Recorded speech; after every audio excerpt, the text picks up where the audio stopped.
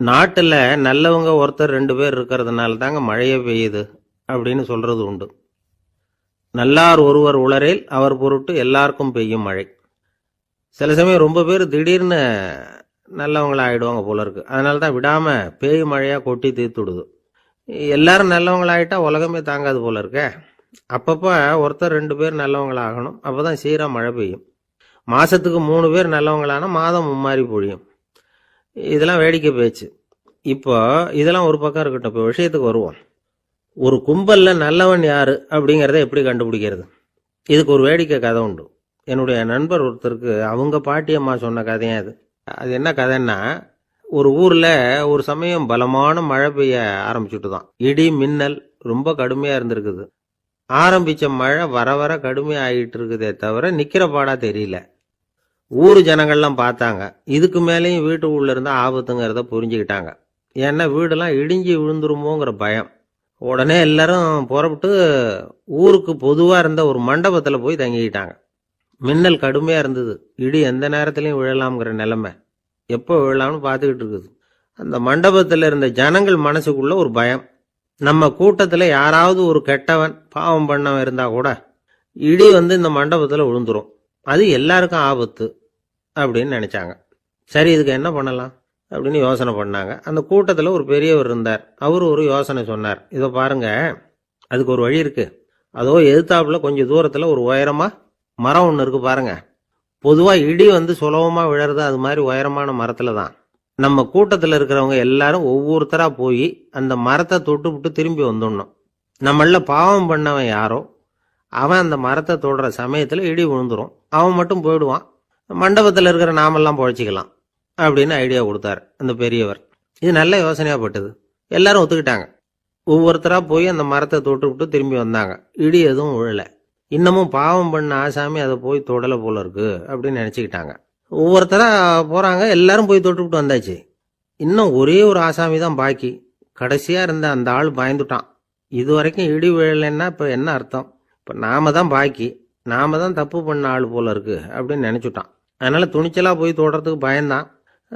தயங்கிக்கிட்டே இருந்தான். இருந்தாலும் மற்றவங்கெல்லாம் சும்மா இருப்பாங்களா? கட்டாயப்படுத்தி கழுத்தை பிடிச்சி தள்ளாத குறையா அவனை தள்ளி விட்டாங்க. போய் தொட்டுட்டு வாடான்னு. அவன் நடுங்கிட்டே போய் அந்த மரத்தை தொட்டான். அதே வினாடி ஒரு பயங்கரமான மின்னல் இடி விழுந்துட்டுது. எங்க விழுந்தது தெரியுமா? அந்த ஆள் மேல இல்ல, மண்டபத்துல விழுந்தது. மண்டபத்துல இருந்தவங்க பூரா காலி. அந்த ஒரு ஆள் மட்டும் பொழைச்சிக்கிட்டான். இந்த ஒரு ஆளை காப்பாத்துறதுக்காக தான் இடி மண்டபத்துல விழாம இருந்திருக்குது. இதுதான் கதை. அதனால நல்லவங்க எப்படியும் தப்பிச்சுக்குவாங்க அப்படிங்கிறது ஒரு நீதி. ஒருத்தன் அப்படிதான் தெருவில் நடந்து போய்கிட்டு இருந்தான். ரொம்ப நல்லவன். எதிரில் ஒருத்தன் சைக்கிளில் வந்துகிட்டு இருந்தான். அதில் மோதி இவன் கீழே விழுந்துட்டான். சைக்கிள்காரன் உடனே இறங்கி இவனை தூக்கி விட்டான். இவன் எழுந்திரிச்சு அவனை முறைச்சி பார்த்தான். அப்படி பார்க்காதீங்க சார், நீங்கள் ரொம்ப புண்ணியம் பண்ணியிருக்கீங்க, அதுதான் இப்போ சைக்கிளில் மோதிக்கிட்டீங்க அப்படின்றான். என்ன அப்படி சொல்கிறேன் நான்? இவன் 10 நிமிஷத்துக்கு முன்னாடி நான் லாரி ஓட்டிட்டு வந்தேன், அப்போ நீங்க எதிரில் வந்திருந்தீங்கன்னா என்ன ஆயிருக்கும் அப்படின்னானா அவன்.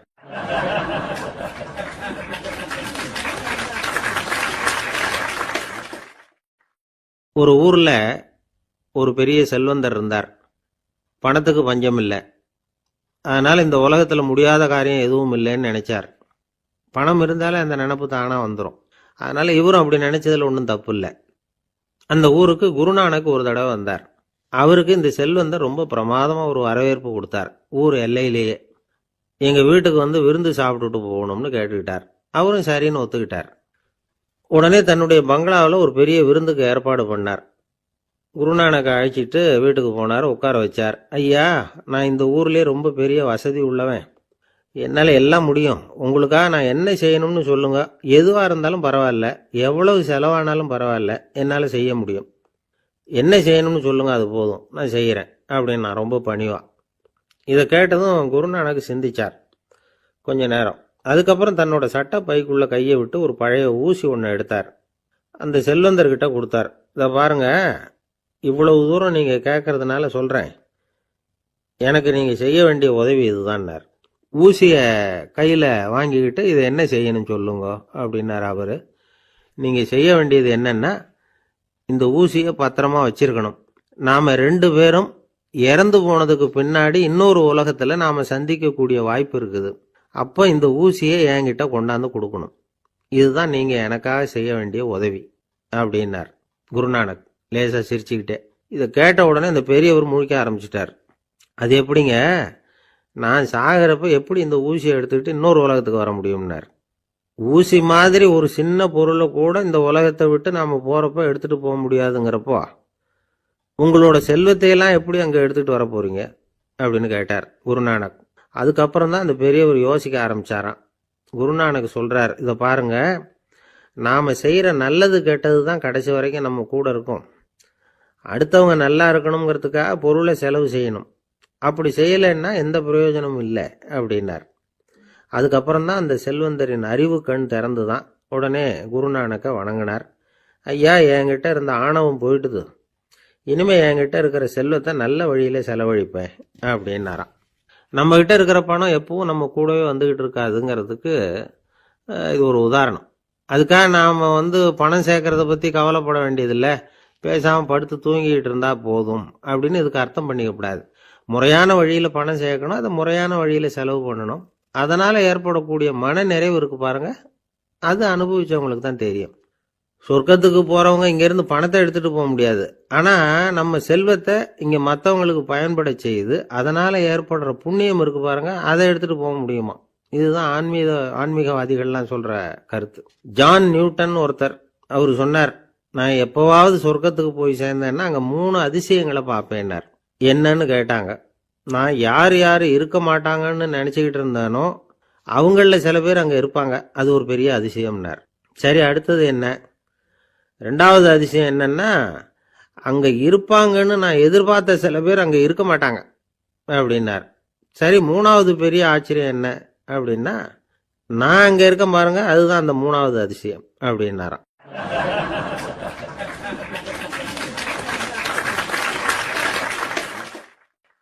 தானத்தில் சிறந்தது எது அப்படின்னு ஒரு கேள்வியை கேட்டு, தானத்தில் சிறந்தது நிதானம் அப்படின்னு அதுக்கு ஒரு பதிலும் சொல்கிறவங்க உண்டு. நிதானம் ரொம்ப அவசியம், அதுவும் இன்றைய உலகத்துக்கு ரொம்ப அவசியம். இன்றைக்கி உலகம் ரொம்ப பரபரப்பாக போய்கிட்டு இருக்குது. பொறுமையாக இருக்கணும்னு நினைக்கிறவங்களால கூட அப்படி இருக்க முடியறதில்ல. பொறுமையை சோதிக்கிறது மாதிரி பல சம்பவங்கள், அதையெல்லாம் சந்திச்சே தீர வேண்டியிருக்குது. எங்கே போனாலும் க்யூவில் நிற்க வேண்டியிருக்குது, எங்கே போனாலும் காத்துக்கிட்டு இருக்க வேண்டியிருக்கு. ஆஃபீஸ்லேயோ வீட்லேயோ கூட நீங்கள் நிதானமாக பொறுமையாக நடந்துக்க தெரியலன்னா உங்களுக்கு சிடுமூஞ்சி, முசுடு இப்படிலாம் பேர் வச்சுருவாங்க. அது உங்களுக்கு தேவையா? சரி, வாழ்க்கையில் பொறுமைசாலின்னு பேர் வாங்கிறதுக்கு என்ன வழி? முதல் பாயிண்ட், நீங்கள் நினைக்கிறது, எதிர்பார்க்கறது, செய்யறது எல்லாமே 100% கரெக்டாக நடக்கணும்னு ஆசைப்படக்கூடாது. எதுவாக இருந்தாலும் அதில் ஓரளவுக்கு தவறு நடக்கலாம் அப்படிங்கிறத எதிர்பார்த்தே இருக்கணும். ஓரளவுக்கு அதை அனுமதிக்கணும்.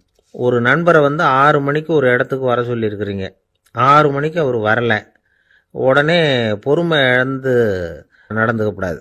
ஒரு 10 நிமிஷம் டிலே ஆகலாம். ஒரு வர்ற வழியில் பஸ்ஸு கூட ஏதாவது டிராஃபிக்கில் மாட்டியிருக்கலாம். அதெல்லாம் எதிர்பார்த்தே கொஞ்சம் காத்திருக்கிறதுல ஒன்றும் தப்பு இல்லை.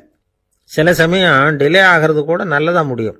ஒரு பஸ்ஸை தவற விட்டுட்டு, ஐயோ கொஞ்சம் ஒரு 2 நிமிஷம் முன்னாடி வந்திருந்தா பிடிச்சிருக்கலாமே அப்படின்னு தவிச்சிக்கிட்டு இருப்பாங்க சில பேர். அடுத்தபடியாக வர்ற பஸ்ஸு நேரடியாக நீங்கள் போக வேண்டிய இடத்துக்கே கொண்டு போய் விடுற பஸ்ஸாக கூட இருக்கலாம். அது உங்களுக்கு முன்னாடி தெரியாதுல்ல. சில நெருக்கடியான சூழ்நிலைகளை தமாஷா எடுத்துக்கிறதுக்கு பழகிக்கணும். சில இடங்களுக்கு போகிறப்ப காத்திருக்கிறதுக்கு நம்ம மனசை தயார்படுத்திக்கிட்டே போகணும். ஒரு ரயிலுக்கோ பஸ்ஸுக்கோ அல்லது விமானத்துக்கோ கப்பல் பிரயாணத்துக்கோ போகிறப்போ அங்கே போய் நீங்கள் மணிக்கணக்கில் கூட காத்துக்கிட்டு தான் இருக்கணும். புறப்படுற நேரம் கூட மாறலாம். நீங்கள் போய் சேர்ந்ததும் அது உடனே புறப்படணும்னு கட்டாயமாக என்ன? அது மாதிரி சமயத்தில் படிக்கிறதுக்குன்னு சில சுவாரஸ்யமான புத்தகங்களையும் கையில் எடுத்துக்கலாம். உங்களை சுற்றி எவ்வளவோ சுவாரஸ்யமான சம்பவங்கள் நடந்துக்கிட்டு இருக்குதுல்ல, அதையெல்லாம் வேடிக்கை பாருங்கள். எதுக்காக காத்துக்கிட்டு இருக்கிறோமோ அந்த காரியத்தில் உண்மையாகவே நமக்கு ஒரு அக்கறை இருந்தால் நமக்கு போர் அடிக்காது. சில கோயில்களில் பார்த்துருப்பீங்க, தரிசனத்துக்காக பக்தர்கள் நாள் கணக்கில் காத்துக்கிட்டு இருப்பாங்க. அவங்களெலாம் அழுத்துக்கிறது இல்லை. ஆண்டவனை தரிசிக்கணுங்கிற உண்மையான அக்கறை இருக்கிறதுனால அவங்களுக்கு போர் அடிக்கிறது இல்லை. ஆனால் சில சினிமா தியேட்டரில் கூட பார்க்கலாமே, சினிமா கியூ கூட அப்படி தான். சாயந்தரம் 6 மணி ஆட்டத்துக்கு காலம்பரம் 6 மணிக்கே போய் கூட காத்துக்கிட்டு இருப்பாங்க. அவங்களுக்கெல்லாம் போர் அடிக்காது, படம் பார்க்குற ஆர்வம். இன்னொரு முக்கியமான விஷயத்தை நாம் பழக்கப்படுத்திக்கணும். லிவ் ஃபார் தி மூமெண்ட் அப்படிங்கிறாங்க நிபுணர்கள். ரொம்ப பேர் எப்படின்னா அடுத்தபடியாக நடக்க போகிற விஷயத்திலேயே கவனமாக இருப்பாங்க.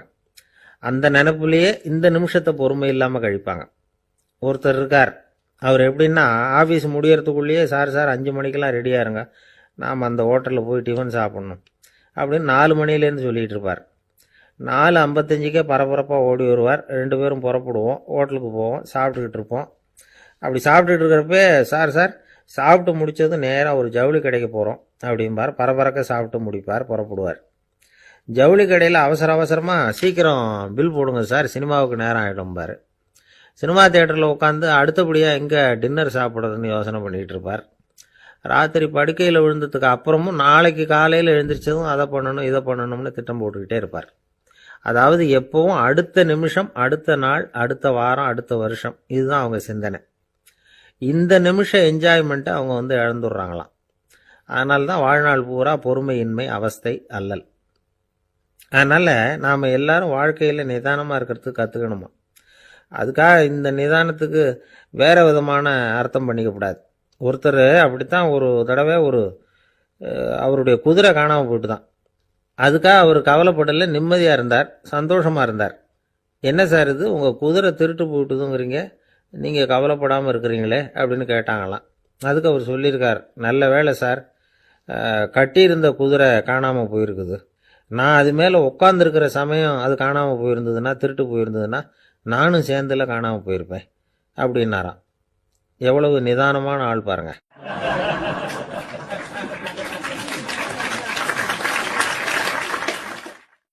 ஒரு ஊரில் ஒரு ஆள் இருந்தான், தையல் கடை வச்சுருந்தான். அவங்கிட்ட ஒருத்தன் ஒரு சட்டை துணி எடுத்து கொடுத்து தைக்க சொல்லியிருந்தான். வர்ற சனிக்கிழமை வா, வந்து வாங்கிட்டு போ அப்படின்னு அவன் சொல்லியிருந்தான். அதே மாதிரி இவன் வந்தான். அவன் தச்சு வச்சிருந்த சட்டையை கொடுத்தான். இவன் வாங்கி அங்கேயே போட்டு பார்த்தான். கை நீளம் ஒன்றுக்கு ஒன்று வித்தியாசமாக இருந்தது. வலது கை இடது பக்கத்தை விட நீளம் குறைச்சலாக இருந்தது. அவன் முணுமுணுக்க ஆரம்பிச்சுட்டான், என்ன இது இப்படி தைச்சுட்டியேன்னு. இதுக்கு அவன் சொன்னான், ஐயையோ இதுக்காகவா சங்கடப்படுறீங்க, வலது கையை மட்டும் கொஞ்சம் உள்ளே இழுத்தாப்புல வச்சுக்கிட்டிங்கன்னா சரியாக போகுது. மற்றபடி அந்த சட்டையில் உள்ள கலை அம்சத்தை கவனிங்க, எவ்வளோ அற்புதமாக தைச்சிருக்கேன் பாருங்கள். ஒரு சின்ன குறைய இப்படிலாம் பொருட்படுத்த வேண்டியதில்லை. நான் சொன்னது மாதிரி கையை கொஞ்சம் உள்ளே இழுத்தது மாதிரி வச்சுக்கிட்டு நடந்து போங்க, ஜோராக இருக்கும் அப்படின்னா. அவனும் யோசித்து பார்த்தான். சரியான யோசனையாக தான் தோணுச்சு. கொஞ்சம் முயற்சி பண்ணி வலது கையை கொஞ்சம் உள்ளே இழுத்து சட்டை சரியாக இருக்கிறது மாதிரி பண்ணிக்கிட்டான். இப்போ மறுபடியும் ஒரு பிரச்சனை. வலது கையை உள்ளே இழுத்த மாதிரி அப்படியே வச்சுக்கிட்டதும் முதுகு பக்கம் கொஞ்சம் துணி தளர்த்தியாக தொங்குறது மாதிரி தெரிஞ்சுது. என்ன இது, முதுகு பக்கம் துணி குவிஞ்சுட்டுதே, தொங்குதே அப்படின்னா மறுபடியும், அடடா இதுக்காகவா கவலைப்படுறீங்க, உடம்ப அதுக்கு தகுந்த மாதிரி கொஞ்சம் வளைச்சிக்கிட்டா சரியாக போடுது. இதுக்காக அந்த அழகான தையலை பிரித்து அதில் உள்ள கலை அம்சத்தை கெடுக்கிறதுக்கு என் மனசு இடம் தரல. எவ்வளவுக்கு தளர்த்தியாக இருக்கோ அவ்வளவுக்கு கொஞ்சம் உடம்ப வளைச்சி அப்படி குனிஞ்சது மாதிரி போங்க போதும் அப்படின்னா. அதுவும் நல்ல யோசனையாக தான் பட்டுது இவனுக்கு. சரின்னு சொல்லிவிட்டு புறப்பட்டான். தெருவில் இறங்கினான். கையை கொஞ்சம் உள்ளே இழுத்தான், உடம்ப கொஞ்சம் முன்னால் வளைச்சான், சட்டைக்கு தகுந்த மாதிரி உடம்ப பண்ணிக்கிட்டான். மெதுவாக நடந்து போகிறான். இப்போ எதிரில் இன்னொருத்தன் வரான். இவனை பார்க்குறான். இவன் போட்டிருக்கிற சட்டையை பார்க்குறான். ஆஹா அற்புதம்ங்கிறான். சும்மா சொல்லக்கூடாது, ரொம்ப நல்லா இருக்குது, நிச்சயமாக இது இந்த ஊர் மேலே தெருவில் இருக்கிற ஒருத்தன் இருக்கானே, அவன் தைச்சதாக தான் இருக்கணும் அப்படின்னா. இதை கேட்டதும் அவனுக்கு ஆச்சரியம். எப்படி அவ்வளவு கரெக்டாக கண்டுபிடிச்சிங்க அப்படின்னு கேட்டிருக்கான். இதுக்கு அந்த வழிபோக்கன்னு சொன்னானான், அவன் ரொம்ப கெட்டிக்காரன், உங்களை மாதிரி உடம்பும் கையும் வளைஞ்சு போன ஒரு ஆசாமிக்கு அவனை தவிர வேற யாராலேயும் இவ்வளவு பொருத்தமான ஒரு சட்டையை தைக்க முடியாது அப்படின்னானா. பாருங்க, அவனுக்காக இவன் அனுசரிக்க போய் இவனோட நிலைமை எப்படி ஆயிடுது பாருங்க. இதே மாதிரி தான் சில சடங்குகளும் சம்பிரதாயங்களும் நம்மளை கோமாளி ஆக்கி விட்டுரும். எதுவாக இருந்தாலும் அதில் அறிவுபூர்வமான அணுகுமுறை அவசியம். ஒரு நர்ஸ் அவசரமாக ஓடி டாக்டர்கிட்ட சொல்லிச்சான், டாக்டர் ஒரு தப்பு நடந்து போச்சு, 10ஆம் நம்பர் பெட்டில் இருக்கிற பேஷண்ட்டுக்கு காலில் ஆப்ரேஷன் பண்ணுறதுக்கு பதிலாக கையில் ஆப்ரேஷன் பண்ணி விட்டீங்க. கை ஆப்ரேஷன் பண்ணிக்க வேண்டிய ஆள் 7ஆம் நம்பர் பெட்டில் இருக்கார் அப்படின்னு தான். அதுக்கு இவர் பதட்டப்படாமல் சொன்னாராம், பரவாயில்ல இவரை தூக்கி 7ஆம் நம்பர் பெட்டில் போட்டுரு அப்படின்னாராம்.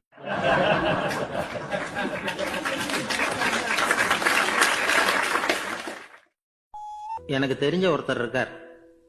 அவரு ஒரு பெரிய காவல்துறை அதிகாரி, ரொம்ப கண்டிப்பானவர். அவரை கண்டாவே எல்லாரும் பயப்படுவாங்க. அப்படிப்பட்டவர் வீட்டுக்கு போனா அப்படியே அடியோட மாறிடுவார். அங்க போய் பாத்தீங்கன்னா குழந்தைகளோட குழந்தையா அவர் விளையாடிட்டு இருப்பார். அலுவலக சமயத்துல பாத்தீங்கன்னா குதிரை முதுகுல அவர் உட்கார்ந்துருப்பார். வீட்டுல பாத்தீங்கன்னா அவர் முதுகுல குழந்தை உட்காந்துருக்கும். அவரு குதிரை மாதிரி போயிட்டு இருப்பார். இது எப்படிங்க முடியுது உங்களால அப்படின்னு கேட்டாங்க. அது ஒண்ணுமில்ல, இங்க வீட்டுக்கு வந்த உடனே என்னோட மனசை தனியா எடுத்து வச்சிருவேன் அப்படின்னார். அது என்னங்க உங்க சட்டப்பையிலியா இருக்குது மனசு, அது தனியா எடுத்து வைக்கிறதுக்கு அப்படின்னு கேட்டாங்க. அப்படி இல்லைங்க, இது ஒரு பயிற்சி, மனப்பயிற்சி, அவ்வளவுதான் அப்படின்னார். இப்படி சமயம் பார்த்து மனசை தனியா வச்சுவிட தெரிஞ்சவங்க வாழ்க்கையில எப்பவும் உற்சாகமா இருப்பாங்க அப்படிங்கிறது பெரியவங்க கருத்து. ஒரு டாக்டர் ஆஸ்பத்திரியில் இருக்கிற வரைக்கும் டாக்டரா இருக்கலாம். அவர் மனைவிகிட்டையும் அவர் டாக்டரா இருக்க வேண்டிய அவசியம் இல்லை. ஒரு வக்கீல் கோர்ட்ல இருக்கிற வரைக்கும் வக்கீலா இருக்கலாம். வீட்டுக்கு வந்ததுக்கு அப்புறமும் வக்கீலா இருக்க வேண்டிய அவசியம் கிடையாது. வீட்டுல குழந்தைகள்கிட்ட விளையாடும் பொழுதும் அதுகள்கிட்ட ஃபீஸ் கேட்டுக்கிட்டு இருக்கக்கூடாது. நாம எப்படி இருக்கணும்னு பெரியவங்க சொல்றாங்கன்னா, மனசோட சேரப்படாதான். அப்படி சேராம வாழ்க்கையை கவனிக்கணுமா. மனசை அப்படியே தனியா எடுத்து பக்கத்துல வச்சுடணும். அப்படின்னா அதை அப்படியே தூக்கி எறிஞ்சுடு அப்படின்னு அர்த்தம் இல்லை. ஏன்னா மனசுங்கிறது நமக்கு உபயோகப்படக்கூடிய ஒண்ணுதான். எப்ப எப்போ அது தேவையோ அப்பப்போ எடுத்து உபயோகப்படுத்திக்கணும். தேவைப்படுறப்போ எடுத்து கண்ணாடியை மாட்டிக்கிறோம்ல, படிக்கும் பொழுது கண்ணாடி தேவைப்படுது, எடுத்து மாட்டிக்கிறோம் இல்லையா, அது மாதிரி. கணக்கு போடுறதுக்கு மனசு தேவை. கடைக்கு போய் ஒரு பொருள் வாங்குறோம், காசு கொடுக்குறோம், மீதி சில்லறை சரியா இருக்கா அப்படின்னு எண்ணி பார்த்து வாங்க வேண்டியிருக்கு. அந்த சமயத்துல மனசை எடுத்து தனியா வச்சுட்டேன் அப்படின்னு சொல்லிட்டு இருக்கக்கூடாது. பரீட்சைக்கு படிக்க வேண்டியிருக்குது, படிச்சதையெல்லாம் அப்படியே நினைவுல வச்சுக்க வேண்டியிருக்கு. அந்த சமயத்துல மனசை தூக்கி எறிஞ்சுட்டேன் சார் அப்படின்னு சொல்லிட்டு இருக்கக்கூடாது. அப்படி சொன்னா பரீட்சை நம்மளை தூக்கி எறிஞ்சிடும். அதனால தேவைப்படுறப்போ மனசை உபயோகப்படுத்தணும், தேவையில்லாதப்போ அதை தனியா ஓய்வு எடுத்துக்க விட்டுடணும். இப்படி நாம பழக்கப்படுத்திக்கிட்டா வாழ்க்கைங்கிறது நமக்கு புதுசா தெரியுமா. மனசுக்கும் ஒரு சக்தி கிடைக்கும். எந்திரங்களுக்கு ஓய்வு கொடுக்குற மாதிரி மனசுக்கும் ஓய்வு கொடுக்கணும், இல்லைன்னா அது களைச்சு போயிடும். குழந்தைகள் மனசை சுமந்துகிட்டு இருக்கிறது இல்ல. இது முதியவர்கள் குழந்தைகள் கிட்டே இருந்து கத்துக்க வேண்டிய ஒரு பாடம். ஆனாலும் இந்த கால குழந்தைகள் கிட்ட ரொம்ப எச்சரிக்கையா இருக்க வேண்டியிருக்கு. ஒரு தாத்தாவும் பேரனும் விளையாடிக்கிட்டு இருக்கிறாங்க. தாத்தா, எனக்கு சைக்கிள் ஓட்ட கத்து கொடு அப்படிங்கிறான் பேரன். சைக்கிள் உயரம் கூட இல்ல, அதுக்குள்ள சைக்கிள் ஓட்டணுமா அப்படின்னார் தாத்தா. ஏன் தாத்தா, ரயில் ஓட்டுறாரு, அவர் என்ன ரயில் நீளமா இருக்கார் அப்படின்னு கேட்டானா அந்த பையன். ஒரு ஊர்ல ஒரு சித்தர் இருந்தார், சூஃபி சித்தர். அவர் ஞானம் பெற்ற ஒரு சித்தர். ஒரு நாள் அந்த நாட்டு மன்னன் அவரை பார்க்கறதுக்காக வந்தான். என்ன வேணும் உனக்குன்னு கேட்டார். நான் கடவுளை பார்க்கணும், அதுக்கு நீங்க தான் உதவி பண்ணணும் அப்படின்னா அவன். சித்தர் கொஞ்சம் யோசனை பண்ணார். சரி, போயிட்டு நாளைக்கு வாடினார். அதே மாதிரி மன்னன் போயிட்டு அடுத்த நாள் வந்தான். இங்க நீ என்னோட ஒரு வாரம் தங்கி இருக்க வேண்டியிருக்கும்னார். சரின்னா ஒரு பிச்சை பாத்திரத்தை தூக்கி கையில கொடுத்தார். அவனுக்கு ஒன்றும் புரியல, இருந்தாலும் வாங்கிட்டான். வாங்கிட்டு இதை என்ன செய்யணும் அப்படின்னு கேட்டான். இதை ஒன்றும் செய்ய வேணாம், இதை எடுத்துக்கிட்டு பக்கத்துல உள்ள கிராமங்களுக்கு போ, வீடு வீடா பிச்சை எடுத்துக்கிட்டு வா. அப்படி வந்த பிறகுதான் உனக்கு சாப்பாடும் ஓய்வும் கிடைக்கும். ஒரு வாரம் இப்படி செய், அதுக்கப்புறம் 8வது நாள் நாம கடவுளை பத்தி யோசிக்கலாம் அப்படின்னார். இப்படி ஒரு சொன்னதை கேட்டதும் அந்த அரசனுக்கு அதிர்ச்சி ஆயிட்டுது. ஒரு மாதிரி ஆயிட்டான். தன்னுடைய சொந்த நாட்டுல சொந்த குடிமக்கள் கிட்ட போய் பிச்சை எடுக்கிறதா அப்படின்னு யோசனை பண்ணி பார்த்தான். அதுக்கப்புறம் மெதுவா அவன் அந்த சித்தரை பார்த்தான். ஐயா, சொந்த நாட்டிலேயே பிச்சை எடுக்கிறதுன்னா எனக்கு ஒரு மாதிரியா இருக்கு, வெக்கமா இருக்கு. நான் வேணும்னா வெளி தேசத்துல எங்கேயாவது போய் பிச்சை எடுக்கவா அப்படின்னு கேட்டான். இதுக்கு அந்த சித்தர் ஒரு சம்மதிக்கல. இதை பாரு, உன்னால பிச்சை எடுக்க முடியலன்னா பேசாம திரும்பி அரண்மனைக்கே போயிடு, அதுக்கப்புறம் கடவுளை பத்தி எல்லாம் பேசுறதுக்கு என்னை தேடிட்டு வரக்கூடாது அப்படின்னு விட்டார். மன்னன் தயங்கினான், இருந்தாலும் மனசை சரி பண்ணிட்டு சம்மதிச்சான். சரிங்க, ஒரு வாரம் இங்க தங்குறேன், நீங்க சொல்றது மாதிரி பக்கத்து கிராமங்களுக்கு போறேன், வீடு வீடா பிச்சை எடுக்கிறேன், வர்றேன் அப்படின்னா. ஒரு வாரம் தெரு தெருவா பிச்சை பாத்திரத்தோட அலைஞ்சான். சொந்த ஊர்ல சொந்த குடிமக்கள் கிட்ட பிச்சை எடுத்தான். 7 நாள் முடிஞ்சது. 8வது நாள் அந்த சித்தர் மன்னனை கூப்பிட்டார். இப்படி வாழ்னார். வந்தான். இனிமே நீ கடவுளை பத்தி என்கிட்ட கேட்கலாம்னார். இனிமே கேட்கறதுக்கு ஒண்ணுமே இல்லை சுவாமின்னா இவன். ஒரு வார காலம் பிச்சை எடுத்த பிறகுதான் கடவுளை காண முடியும் அப்படின்னு நான் கனவு கூட காணவில்லைன்னா. அப்படின்னா நீ பிச்சை எடுத்த காலத்துல அப்படி என்னதான் நடந்தது அப்படின்னு கேட்டார் அவரு. சுவாமி, ஒரு வார காலம் பிச்சை எடுத்ததுல என்னுடைய ஆணவம் அழிஞ்சுட்டுது. அது இப்ப இருக்கிற இடமே தெரியல. இப்ப அதை காணவே காணோம். பிச்சைக்காரனா இருந்தப்போ பெற்றதை மன்னனாக இருக்கும்போது பெற முடியாதுங்கிறத புரிஞ்சுக்கிட்டேன் அப்படின்னா மன்னன். அடக்கம் பிறந்தவுடன் தெய்வீக கதவுகள் திறந்து கொள்ளுகின்றன அப்படிங்கிறார் ஓஷோ. நம்மால் ஒருத்தன் ஆணவம் அழியணுங்கிறதுக்காக ஒரு திருவோட்டை எடுத்துக்கிட்டு தெரு தெருவா பிச்சை எடுக்க ஆரம்பிச்சான். என்ன, தெய்வீக கதவுகள் திறந்துதா அப்படின்னு கேட்டார் ஒருத்தர். தெய்வீக கதவு திறக்கிறதுக்கு முன்னாடியே எங்க வீட்டு கதவு சாத்திக்கிட்டுதுன்னா. என்னடா சொல்றேன்னார். இனிமே வீட்டுக்குள்ளேயே வர வேணாம், இதையே தொழிலா வச்சுக்கோ அப்படின்னு எங்க வீட்டுல சொல்லிவிட்டாங்க சார் அப்படின்னா. ஒரு ஊர்ல ஒருத்தர் இருந்தார். ரொம்ப நல்லவர். யாருக்காவது ஏதாவது கொடுத்துக்கிட்டே இருப்பார். கொடையாளி. தினமும் யாராவது ஒருத்தருக்கு ஏதாவது கொடுக்கலன்னா அவருக்கு தூக்கம் வராது. அப்படி ஒரு பழக்கம். அது மட்டும் இல்ல, அவர் கொடுக்கறது அடுத்தவங்களுக்கு தெரியாது. அவ்வளவு ரகசியமா அதை கொடுப்பார். வலது கை கொடுக்கறது இடது கைக்கு தெரியக்கூடாதுன்னு சொல்லுவாங்கல்ல, அது மாதிரி அவர். ஒரு நாள் ராத்திரி அவர் ஏற்கனவே தயாரா கட்டி வச்சிருந்த பணம் முடிச்ச கையில எடுத்துக்கிட்டு வீட்டை விட்டு வெளியில வந்தார். தெருவில் இறங்கி நடந்தார். இன்னைக்கு யாருக்கு தர்மம் செய்யறது அப்படின்னு யோசனை பண்ணிட்டு இருட்டில் நடந்து வந்துகிட்டு இருக்கிறார். யாரோ ஒருத்தர் எதிரில் வர்றது மாதிரி தெரிஞ்சுது. உடனே அவர் கிட்ட போனார். தன்கிட்ட இருந்த பணம் முடிச்ச அவசரமா அவர் கையில திணிச்சுட்டு திரும்பி வந்துட்டார். அப்பாடா, ஒரு வழியா யாருக்கும் தெரியாம இன்னைக்கு தர்மம் பண்ணியாச்சு அப்படிங்கிற மகிழ்ச்சி, மன நிறைவு அவர் முகத்துல. நிம்மதியா தூங்கினாரு. அப்புறம் எழுந்திரிச்சார். மறுநாள் காலையில ஊரு பூரா ஒரே பேச்சு. என்ன பேச்சுன்னா, நேத்து ராத்திரி ஒரு திருடன் கையில யாரோ பணத்தை கொடுத்துட்டு போயிருக்கிறாங்க அப்படின்னு எல்லாரும் பேசிட்டு இருக்கிறாங்க. இதை கேள்விப்பட்டதும் அந்த பெரியவருக்கு ரொம்ப வருத்தமா போச்சு. அடடா, போயும் ஒரு திருடனுக்கா உதவி பண்ணிருக்கிறோம், பிரயோஜனம் இல்லாம போயிட்டுதே அப்படின்னு நினைச்சார். சரி, இன்னைக்கும் யாருக்காவது உதவி பண்ணணும் அப்படின்னு முடிவு பண்ணினார். ராத்திரி நேரம் வந்தது. இவர் வழக்கம் போல தெருவில் இறங்கி நடந்தார். கையில பணம் முடிச்சு. எதிரில் ஒரு பொன் உருவம் மங்கலா தெரிஞ்சது. இவர் உடனே அந்த பெண் கிட்ட பணத்தை கொடுத்துட்டு திருப்தியா திரும்பி வந்துட்டார். மறுநாள் காலையில ஊரு பூரா என்ன பேசிக்கிட்டாங்க தெரியுமா? நேத்து ராத்திரி நெறி தவறி நடக்கிற ஒரு பெண்ணின் கையில யாரோ வச்சுட்டு போயிருக்கிறாங்க அப்படின்னு எல்லாரும் பேசிக்கிறாங்க. அடடா, இன்னைக்கும் தவறுதலா நடந்து போச்சு அப்படின்னு ஒரு வருத்தப்பட்டார். இருக்கட்டும், இன்னைக்கும் ஏதாவது தர்மம் பண்ணுவோம் அப்படின்னு நினைச்சுக்கிட்டாரு.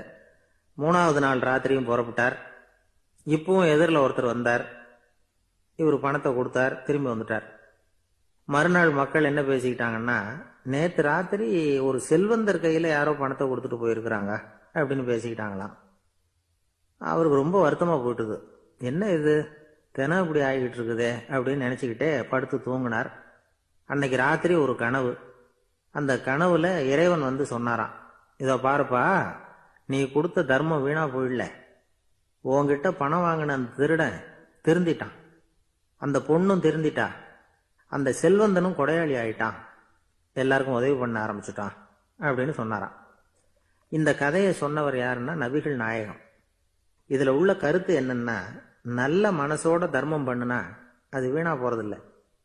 இன்னொரு கருத்து, தர்மம் வந்து தன்னை மட்டுமல்ல அடுத்தவங்களையும் தீமையிலிருந்து காப்பாற்றும். இதுதான் நாம புரிஞ்சுக்க வேண்டியது. இந்த காலத்திலயும் இது மாதிரி சில சம்பவங்கள் நடக்கிறது உண்டு. ஒரு பெரியவர் இருட்டில் நடந்து வந்துகிட்டு இருந்தாரு.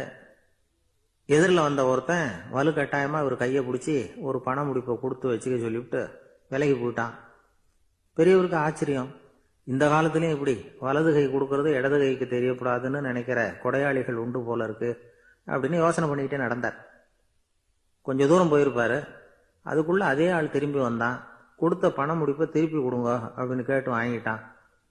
இவருக்கு ஒன்றும் புரியல. ஏன் இப்படி பண்றேன்னார். அது ஒன்றும் இல்லைங்க, கொஞ்ச நேரம் இதை உங்ககிட்ட கொடுத்து வச்சிருந்தேன், அவ்வளவுதான் அப்படின்னா. ஏன்னு கேட்டார்.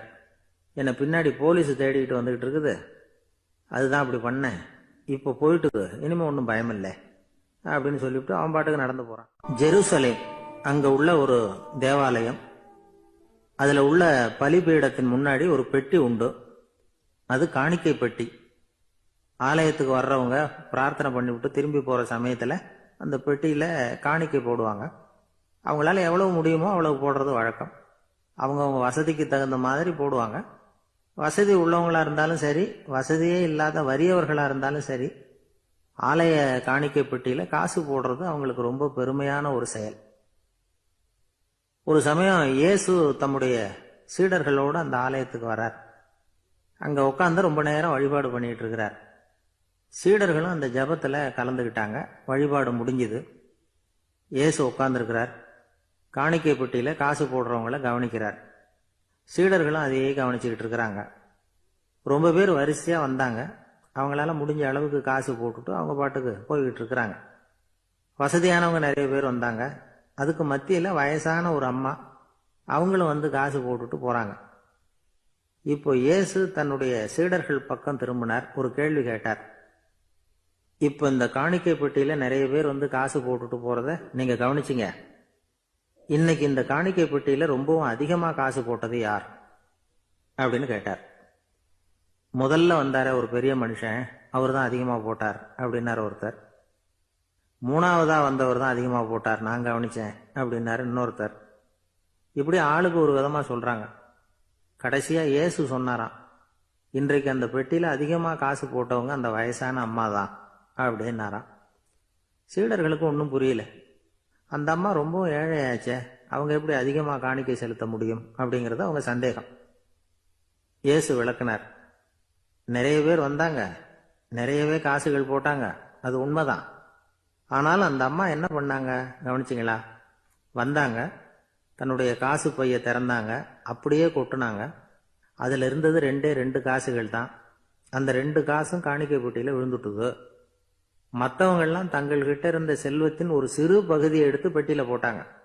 ஆனா இந்த அம்மா தன்கிட்ட என்ன இருந்ததோ அதை அப்படியே போட்டுட்டாங்க. தன்னுடைய பிழைப்புக்காக வச்சிருந்த அவ்வளவையும் இழக்கிறதுக்கு தயாராயிட்டாங்க. அவ்வளவு தாராள மனசு அவங்களுக்கு. அதனால அவங்க செலுத்தின காணிக்கை தான் அளவுல அதிகம் அப்படின்னார். விலை மதிப்பில்லாத முத்து புதையல் ஒருத்தனுக்கு கிடைக்க போகுதுன்னு வச்சுக்கோங்க.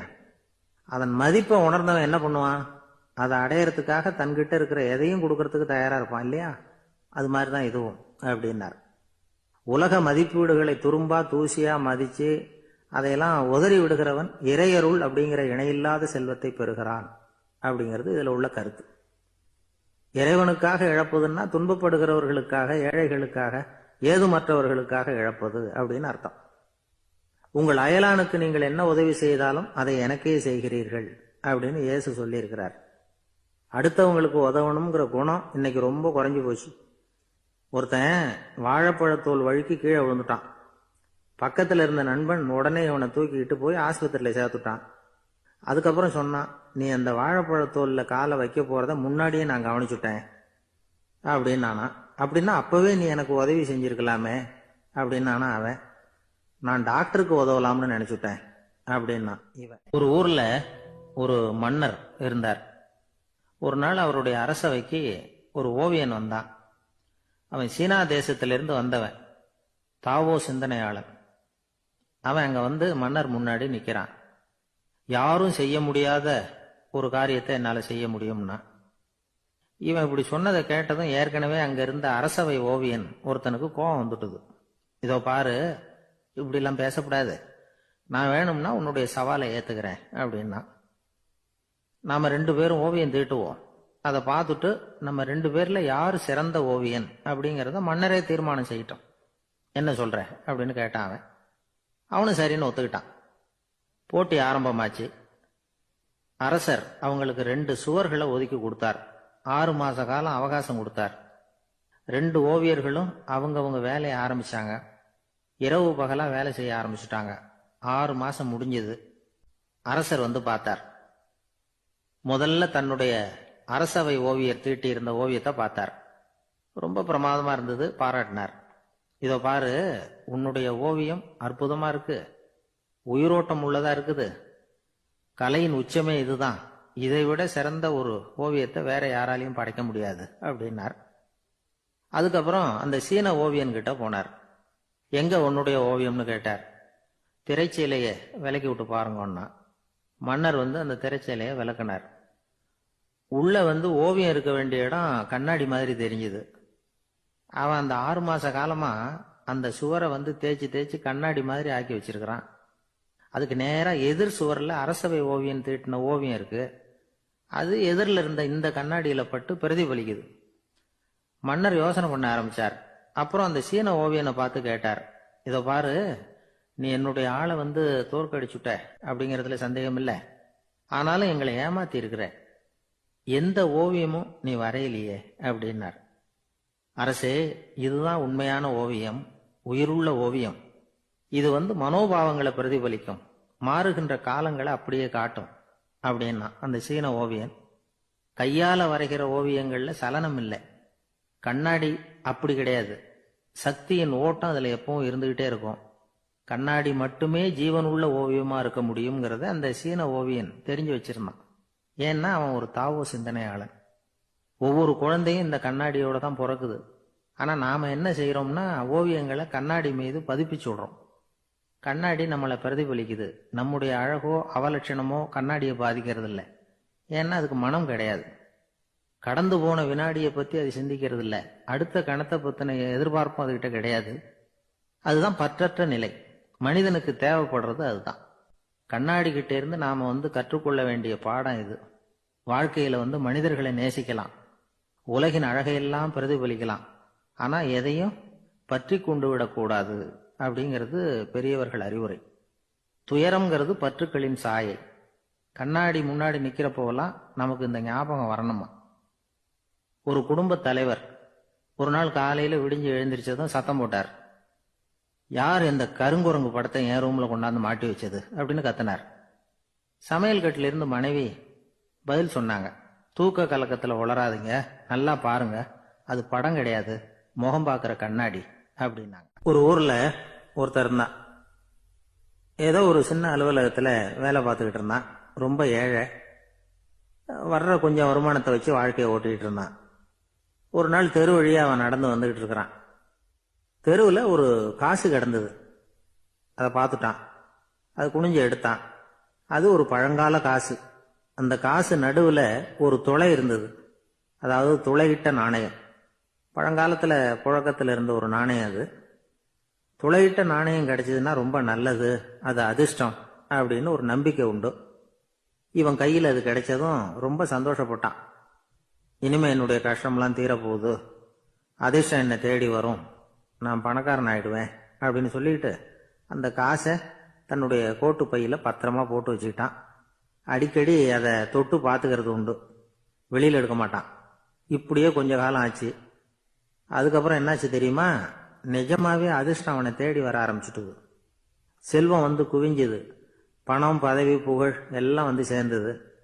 சமூகத்துல அவன் ஒரு பெரிய மனுஷன் ஆயிட்டான். எல்லாரும் அவனை பாராட்டினாங்க. அவன் எதை தொட்டாலும் வெற்றி, எல்லாம் அந்த காசோட மகிமை அப்படின்னு அவன் மனசுக்குள்ள நினைச்சுக்கிட்டான்.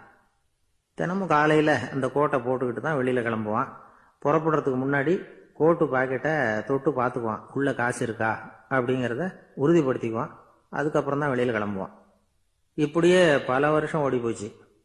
ஒரு நாள் அவனுக்கு அந்த ஆசை வந்துட்டுது. அதாவது அந்த துளையிட்ட நாணயத்தை எடுத்து கண்ணால பார்க்கணும் அப்படின்னு. காலையில சாப்பிட்டுக்கிட்டு இருந்தான். அப்போ தன்னுடைய மனைவி கிட்ட சொன்னான், ரொம்ப நாளைக்கு அப்புறம் என்னுடைய அந்த நாணயத்தை இன்னைக்கு வெளியில எடுத்து பார்க்க போறேன்னா. என்னத்துக்கு அது, இப்ப அதை பார்க்க வேணாமே அப்படின்னு மெதுவா இழுத்தாங்க அந்த அம்மா. இல்ல இல்ல, நான் பார்த்தே தீரணும் அப்படின்னு அவன் தன்னுடைய சட்டை பைக்குள்ள கையை விட்டான். உள்ள இருந்த நாணயத்தை வெளியில எடுத்தான். பார்த்தா அவனுக்கு ஆச்சரியமா போச்சு. அந்த நாணயத்துல தொலையே இல்லை. என்ன ஆச்சு அப்படின்னு சொல்லி அவன் ரொம்ப குழம்பி போயிட்டான். இப்போ அந்த அம்மா சொன்னாங்க, நான் தான் ஒரு நாள் உங்க கோட்டு ரொம்பவும் தூசியா இருக்கேன்னு சொல்லி அதை ஜன்னலுக்கு வெளியில உதறினேன். உள்ள இருந்த அந்த காசு அப்ப எனக்கு தெரியாது, ஞாபகத்துல இல்லை. அது தெருவில் விழுந்துட்டது போல இருக்கு. அதுக்கப்புறம் எவ்வளவோ தேடி பார்த்தேன், கிடைக்கல. அதுக்குள்ள அதை யாரோ எடுத்துட்டு போயிட்டாங்க போல இருக்கு. அது இல்லைங்கிறது உங்களுக்கு தெரிஞ்சா வருத்தமா இருக்குமேங்கிறதுக்காக நான் தான் வேற ஒரு நாணயத்தை எடுத்து சட்டை பைக்குள்ள வச்சுட்டேன் அப்படின்னு விவரத்தை சொன்னாங்க அந்த அம்மா. இது எப்ப நடந்ததுன்னு கேட்டான். உங்களுக்கு அந்த காசு கிடைச்சதே அன்னைக்கு மறுநாளே இது நடந்து போச்சு அப்படின்னாங்களாம். இதை கொஞ்சம் யோசனை பண்ணி பாருங்க. அவனுக்கு அதிர்ஷ்டத்தை கொடுத்தது அந்த நாணயம் இல்லை, அவனுடைய நம்பிக்கை, அதாவது தன்னம்பிக்கை. அதுதான் வேலை செஞ்சிருக்கு. இதுல இருந்து நாம தெரிஞ்சுக்க வேண்டியது என்னன்னா, வாழ்க்கையில முன்னேற நினைக்கிறவங்களுக்கு தன்னம்பிக்கை ரொம்ப முக்கியம். அது இல்லைன்னா முன்னேற முடியாது. ஒருத்தன் சொன்னானா, நான் எப்பவுமே என்னதான் சார் நம்புவேன், மற்றவங்கள நம்ப மாட்டேன். நேற்றுக்கு பாருங்க, திடீர்னு 10 பேர் என்ன அடிக்க வந்துட்டாங்க, நான் ஒருத்தனாவே அதை சமாளிச்சேன் அப்படின்றான் ரொம்ப பெருமையா. அது எப்படின்னு கேட்டாங்களாம். ஒரே ஓட்டமா அங்கிருந்து ஓடி வந்துட்டேன் அப்படின்னு நானா. ஒரு நாள் ஒரு நண்பரை சந்திச்சேன். உங்க வீடு எதுன்னு உங்களுக்கு தெரியுமா சார்ன்னு. அவர் என்ன ஒரு மாதிரியா பார்த்தார். அப்புறம் சொன்னார், தெரியும் அப்படின்னாரு. சரி, உங்க தொலைபேசி எண் உங்களுக்கு தெரியுமான்னு. அதுவும் தெரியும்னார். உங்க மனைவி மக்கள் யார் யாருன்னு உங்களுக்கு தெரியுமான்னு கேட்டேன். என்ன ஒரு மாதிரியா பார்த்தார். அப்புறம் சொன்னார், அதுவும் தெரியும் சார் அப்படின்னார். சரி, நீங்க யாருன்னு உங்களுக்கு தெரியுமான்னு கேட்டேன். இப்பதான் அவர் முழிக்க ஆரம்பிச்சார். அவர் மட்டும் அப்படி இல்லை, நாம எல்லாருமே அப்படிதான். எதிரில் நிக்கிறது யாருங்கிறது தெரியும், நாம யாருன்னு நமக்கு தெரியாது. உண்மையிலேயே நாம யார்? இந்த கேள்விக்கான பதில தான் வாழ்க்கை பூரா நாம தேடிட்டு இருக்கிறோம். புத்தர் என்ன சொல்றாரு தெரியுமா? நீங்க கடவுளை பத்தி கவலைப்பட தேவையில்லை, உங்களை பத்தின கவலை உங்களுக்கு இருந்தா போதும் அப்படிங்கிறார். நான் யார், எனக்கு ஏன் இந்த கவலை அப்படின்னு உங்களை நீங்களே கேட்டுக்குங்க அப்படிங்கிறார். நாம ஏன் கடவுளை படைச்சோம்? அது ஒரு நழுவல் முயற்சியாம், அதாவது தன்னிடமிருந்து தானே தப்பிக்கிற ஒரு முயற்சியாம். இப்படிதான் அதை சொல்றாங்க அறிஞர்கள்லாம். மக்கள் பொய்யான பிரச்சனைகள்ல ஆர்வமா இருக்கிறாங்க, அதுக்கு தீர்வு காணவும் முயற்சி பண்றாங்க. கடவுளை பத்தி விவாதிக்க எல்லாருக்கும் விருப்பம், தன்னுடைய சுயம் பற்றிய பிரஜையே இருக்கிறது இல்ல. ஆகக்கூடிய விஷயம் என்னன்னா, கடவுள் சமாளிப்புக்கு பயன்படுத்தப்படுகிறார். மனவியல் என்ன சொல்லுது தெரியுமா? கடவுள், சொர்க்கம், மறுபிறவி இதை பத்தி எல்லாம் பேச ஆரம்பிக்கிறவங்க யார் தெரியுமா? போருக்கு போறவன், துன்பத்துல சிக்கி கஷ்டப்படுறவன், நோய் படுக்கையில விழுந்தவன், இவங்க தான். நாம அனுபவத்திலே பாக்குறோமே இதையெல்லாம். கடவுளை துணைக்கு கூப்பிடுறவங்க யாருன்னு கவனிச்சு பாருங்க. பரீட்சை எழுத போறவன், வேலை தேடி அலையிறவன், பண நெருக்கடியில் இருக்கிறவன், விபத்துல சிக்கிக்கிட்டவன், இவங்கெல்லாம் தான். தேர்வுல வெற்றி பெற்றதும் அவரை துணைக்கு கூப்பிடுறது இல்ல, வேலை கிடைச்சதும் அவர் துணை தேவைப்படுறது இல்ல. ஏன் இப்படி? கொஞ்சம் யோசனை பண்ணி பாருங்க. துன்பம் வருகிற போது அந்த துன்பத்தை தவிர்க்க வேண்டிய நிலையில அதிலிருந்து நழுவி போறதுக்காக பிரார்த்தனை தேவைப்படுது. எல்லாம் நல்லபடியா நடக்கிறப்போ பிரார்த்தனை செய்யறது இல்ல. புத்தருடைய வழி என்ன தெரியுமா? அந்த வழியில கடவுளும் கிடையாது, பிரார்த்தனையும் கிடையாது. புத்தர் செய்தது இதைத்தான். அதாவது கடவுள்கிட்ட இருந்து மனிதனையும், மனிதன் கிட்ட இருந்து கடவுளையும் அவர் விடுவித்தார். புத்த மதம் என்ன சொல்லுது தெரியுமா? கடவுள் பிரச்சனை அல்ல, மனிதன் தான் உண்மையான பிரச்சனை அப்படின்னு சொல்லுது. உங்களை நீங்க நல்லா தெரிஞ்சுக்கிட்டா போதும், நீங்களே கடவுள் ஆயிடுவீங்க அப்படிங்கிறது தான் புத்த மதம். அதனால நமக்கு தேவை உள்முக பயணம். நான் யார் அப்படிங்கிற கேள்வியோட உள்ள போகணும். அங்க போனாதான் தெரியும் நான் அப்படின்னு அங்க யாருமே இல்லைங்கிறது. இதெல்லாம் புத்தர் சொல்லுகிற ஒரு தத்துவம். தத்துவம்னு சொன்னாவே நமக்கெல்லாம் அதை புரிஞ்சுக்கிறது கஷ்டம்தான். நம்ம பொறுத்த வரைக்கும் தத்துவம்ங்கிறதுல 2 வகை உண்டு. ஒன்னு தத்துவம், இன்னொன்னு மகா தத்துவம். தத்துவம்னா என்ன தெரியுமா? கேட்கறவங்களுக்கு புரியப்படாது, அதுதான் தத்துவம். மகா தத்துவம் என்னன்னா சொல்றவங்களுக்கும் புரியப்படாது. அந்த வகையில பார்த்தா இன்று ஒரு தகவலும் ஒரு மகா தத்துவம் தான். ஒரு நாள் ஒரு நண்பரை சந்திச்சேன். உங்க வீடு எதுன்னு உங்களுக்கு தெரியுமா சார்ன்னு. அவர் என்ன ஒரு மாதிரியா பார்த்தார். அப்புறம் சொன்னார், தெரியும் அப்படின்னாரு. சரி, உங்க தொலைபேசி எண் உங்களுக்கு தெரியுமான்னு. அதுவும் தெரியும்னார். உங்க மனைவி மக்கள் யார் யாருன்னு உங்களுக்கு தெரியுமான்னு கேட்டேன். என்ன ஒரு மாதிரியா பார்த்தார். அப்புறம் சொன்னார், அதுவும் தெரியும் சார் அப்படின்னார். சரி, நீங்க யாருன்னு உங்களுக்கு தெரியுமான்னு கேட்டேன். இப்பதான் அவர் முழிக்க ஆரம்பிச்சார். அவர் மட்டும் அப்படி இல்லை, நாம எல்லாருமே அப்படிதான். எதிரில் நிக்கிறது யாருங்கிறது தெரியும், நாம யாருன்னு நமக்கு தெரியாது. உண்மையிலேயே நாம யார்? இந்த கேள்விக்கான பதில தான் வாழ்க்கை பூரா நாம தேடிட்டு இருக்கிறோம். புத்தர் என்ன சொல்றாரு தெரியுமா? நீங்க கடவுளை பத்தி கவலைப்பட தேவையில்லை, உங்களை பத்தின கவலை உங்களுக்கு இருந்தா போதும் அப்படிங்கிறார். நான் யார், எனக்கு ஏன் இந்த கவலை அப்படின்னு உங்களை நீங்களே கேட்டுக்குங்க அப்படிங்கிறார். நாம ஏன் கடவுளை படைச்சோம்? அது ஒரு நழுவல் முயற்சியாம், அதாவது தன்னிடமிருந்து தானே தப்பிக்கிற ஒரு முயற்சியாம். இப்படிதான் அதை சொல்றாங்க அறிஞர்கள்லாம். மக்கள் பொய்யான பிரச்சனைகள்ல ஆர்வமா இருக்கிறாங்க, அதுக்கு தீர்வு காணவும் முயற்சி பண்றாங்க. கடவுளை பத்தி விவாதிக்க எல்லாருக்கும் விருப்பம், தன்னுடைய சுயம் பற்றிய பிரஜையே இருக்கிறது இல்ல. ஆகக்கூடிய விஷயம் என்னன்னா, கடவுள் சமாளிப்புக்கு பயன்படுத்தப்படுகிறார். மனவியல் என்ன சொல்லுது தெரியுமா? கடவுள், சொர்க்கம், மறுபிறவி இதை பத்தி எல்லாம் பேச ஆரம்பிக்கிறவங்க யார் தெரியுமா? போருக்கு போறவன், துன்பத்துல சிக்கி கஷ்டப்படுறவன், நோய் படுக்கையில விழுந்தவன், இவங்க தான். நாம அனுபவத்திலே பாக்குறோமே இதையெல்லாம். கடவுளை துணைக்கு கூப்பிடுறவங்க யாருன்னு கவனிச்சு பாருங்க. பரீட்சை எழுத போறவன், வேலை தேடி அலையிறவன், பண நெருக்கடியில் இருக்கிறவன், விபத்துல சிக்கிக்கிட்டவன், இவங்கெல்லாம் தான். தேர்வுல வெற்றி பெற்றதும் அவரை துணைக்கு கூப்பிடுறது இல்ல, வேலை கிடைச்சதும் அவர் துணை தேவைப்படுறது இல்ல. ஏன் இப்படி? கொஞ்சம் யோசனை பண்ணி பாருங்க. துன்பம் வருகிற போது அந்த துன்பத்தை தவிர்க்க வேண்டிய நிலையில அதிலிருந்து நழுவி போறதுக்காக பிரார்த்தனை தேவைப்படுது. எல்லாம் நல்லபடியா நடக்கிறப்போ பிரார்த்தனை செய்யறது இல்ல. புத்தருடைய வழி என்ன தெரியுமா? அந்த வழியில கடவுளும் கிடையாது, பிரார்த்தனையும் கிடையாது. புத்தர் செய்தது இதைத்தான். அதாவது கடவுள்கிட்ட இருந்து மனிதனையும், மனிதன் கிட்ட இருந்து கடவுளையும் அவர் விடுவித்தார். புத்த மதம் என்ன சொல்லுது தெரியுமா? கடவுள் பிரச்சனை அல்ல, மனிதன் தான் உண்மையான பிரச்சனை அப்படின்னு சொல்லுது. உங்களை நீங்க நல்லா தெரிஞ்சுக்கிட்டா போதும், நீங்களே கடவுள் ஆயிடுவீங்க அப்படிங்கிறது தான் புத்த மதம். அதனால நமக்கு தேவை உள்முக பயணம். நான் யார் அப்படிங்கிற கேள்வியோட உள்ள போகணும். அங்க போனாதான் தெரியும் நான் அப்படின்னு அங்க யாருமே இல்லைங்கிறது. இதெல்லாம் புத்தர் சொல்லுகிற ஒரு தத்துவம். தத்துவம்னு சொன்னாவே நமக்கெல்லாம் அதை புரிஞ்சுக்கிறது கஷ்டம்தான். நம்ம பொறுத்த வரைக்கும் தத்துவம்ங்கிறதுல 2 வகை உண்டு. ஒன்னு தத்துவம், இன்னொன்னு மகா தத்துவம். தத்துவம்னா என்ன தெரியுமா? கேட்கறவங்களுக்கு புரியப்படாது, அதுதான் தத்துவம். மகா தத்துவம் என்னன்னா சொல்றவங்களுக்கும் புரியப்படாது. அந்த வகையில பார்த்தா இன்று ஒரு தகவலும் ஒரு மகா தத்துவம் தான். ஒரு நாள் காலை நேரம் ஒரு குரு படுக்கையை விட்டு எழுந்திருக்கிறார். உடனே சீடர்களை பார்த்து எல்லாரும் இப்படி வாங்கங்கிறார். எல்லாரும் வர்றாங்க வேகமா. என்னங்க வேணும் உங்களுக்கு அப்படிங்கிற மாதிரி எல்லாரும் குருவை பார்த்தாங்க பயபக்தியோட. குரு அந்த சீடர்களை பார்த்து, இதை பாருங்க, இப்போ நான் ஒரு சிக்கலான விவகாரத்தில் மாட்டிக்கிட்டு இருக்கிறேன், அதை நீங்கள் தீர்த்து வச்சா நல்லதுன்னார். சீடர்களுக்கு ஒன்றும் புரியல. என்ன இது இவர் இப்படி சொல்கிறாரு? நமக்குள்ள எல்லா விவகாரங்களையும் தீர்த்து வைக்கிறவர் நம்ம குருநாதர், அவருடைய விவகாரத்தை நாம் தீர்த்து வைக்கிறதா?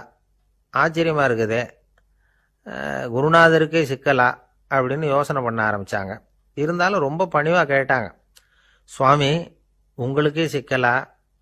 இந்த உலகத்து சிக்கல்களுக்கும் சிரமங்களுக்கும் அப்பாற்பட்டவர் அல்லவா தாங்கள்? அப்படிப்பட்ட உங்களுக்கு சிக்கல்னா அது எப்படி அப்படின்னாங்க. எனக்கு ஏற்பட்டிருக்கிற சிக்கல் அவ்வளவு பெருசு, ரொம்ப பெரிய விவகாரம் அது அப்படின்னார் குரு. கொஞ்சம் விவரமா சொல்லுங்க அப்படின்னாங்க இவங்க. இப்போ அந்த குரு விவரத்தை சொன்னார். அதாவது நேற்று ராத்திரி நான் ஒரு கனவு கண்டேன். அந்த கனவுல நான் ஒரு பட்டாம்பூச்சியாக மாறிட்டேன். அப்படி மாறி ஒவ்வொரு மலரா பறந்து போய் உட்காந்து தேன் சாப்பிட்டேன் அப்படின்னார். சீடர்கள் இதை கேட்டதும் ரொம்ப திகைச்சு போயிட்டாங்க. என்ன இது, இது ஒரு பெரிய பிரச்சனையா? ஒரு சாதாரண கனவு கண்டதுக்காகவா இந்த காலை வேளையில் நம்மளையெல்லாம் குருநாதர் இவ்வளவு அவசரமாக கூப்பிட்டுருக்கார் அப்படின்னு நினைச்சாங்க. இருந்தாலும் கேட்டாங்க, இதில் என்ன சிக்கல் சுவாமி? கனவுங்கிறது எல்லாருக்கும் வரத்தானே செய்யும் அப்படின்னார் ஒரு சீடர். சீடர்களே, பிரச்சனை அது இல்லை. நான் இன்னைக்கு காலையில் கண்ணு முழிச்சு பார்த்தப்போ நான் நானாக மறுபடியும் மாறிட்டேங்கிறத தெரிஞ்சுக்கிட்டேன். இதில் சிக்கல் என்னன்னா, இப்போ அந்த பட்டாம்பூச்சி தான் நானா ஆயிட்டதாக கனவு கண்டுகிட்டு இருக்கா அப்படிங்கிறது தான். ஒரு மனுஷன் பட்டாம்பூச்சி ஆகிறதாக கனவு காண முடியுங்கிறப்போ அந்த பட்டாம்பூச்சியும் மனுஷனா ஆகிறதாக கனவு காண முடியும் இல்லையா? இப்போ எனக்கு யதார்த்த நிலை தெரியணும், எது நிஜம்னு தெரியணும். நேற்று ராத்திரி நான் கண்டது கனவா, அல்லது இது பட்டாம்பூச்சி கண்டுகிட்டு இருக்கிற கனவா? இதுதான் குரு கேட்ட கேள்வி. இதை கேட்டதும் சீடர்கள் ரொம்ப குழம்பி போயிட்டாங்க. சுவாமி, இதுவரைக்கும் நாங்கள் தூங்குறப்ப பார்க்கறது கனவுன்னும் மூழ்கிக்கிட்டு இருக்கிறப்ப பார்க்கறது நனவுன்னு நம்பிக்கிட்டு இருக்கிறோம். இப்போ எங்களை ரொம்ப குழப்பிட்டீங்க, இதுக்கு பதில் சொல்ல எங்களுக்கு சக்தி இல்லை அப்படின்னு சொல்லிவிட்டாங்களாம். அதுக்கப்புறம் அந்த குரு சொன்னாராம், நினைவு தான் முக்கியமான அம்சம், முடிவு கட்டம்னா பகலின் நினைவுகளை விட இரவின் கனவுகளே ரொம்ப உண்மை. ஒருத்தன் தூங்க போனால் தூங்கிக்கிட்டே இருந்தா அவன் காணும் கனவு பொய்ங்கிறத அவன் உணர மாட்டான். ஒவ்வொரு கனவும் காணும் பொழுது அது ரொம்ப உண்மையாக தான் தெரியுது. ஒரு கனவு கூட உண்மை இல்லைன்னு கனவுல தோன்றுவதே இல்லை அப்படின்னார் குரு. அகில வாழ்வு அத்தனையும் சொற்பனம் கண்டாய் அப்படிங்கிறார் தாயுமானவர். ஆகையினால நம்ம கனவுலேருந்து நாம் என்னைக்கு முழிச்சிக்க போகிறோம் அப்படிங்கிறது தான் ஒரு முக்கியமான கேள்வி. ஒருத்தர் வந்தார், காலில் கட்டோடு வந்தார். என்னங்க காலில் கட்டுன்னு? சார், நேற்று ராத்திரி தூக்கத்தில் எங்கள் வீட்டு கூரையில் ஏணியை சாத்தி வச்சு இறங்கினப்போ வழுக்கி விழுந்து காலை உடச்சிக்கிட்டேன்னார்.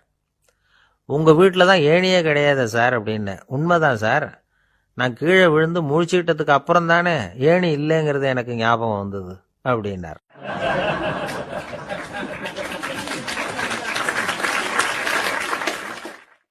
ஒரு ஊர்ல ஒரு குரு இருந்தார், ஜென் குரு.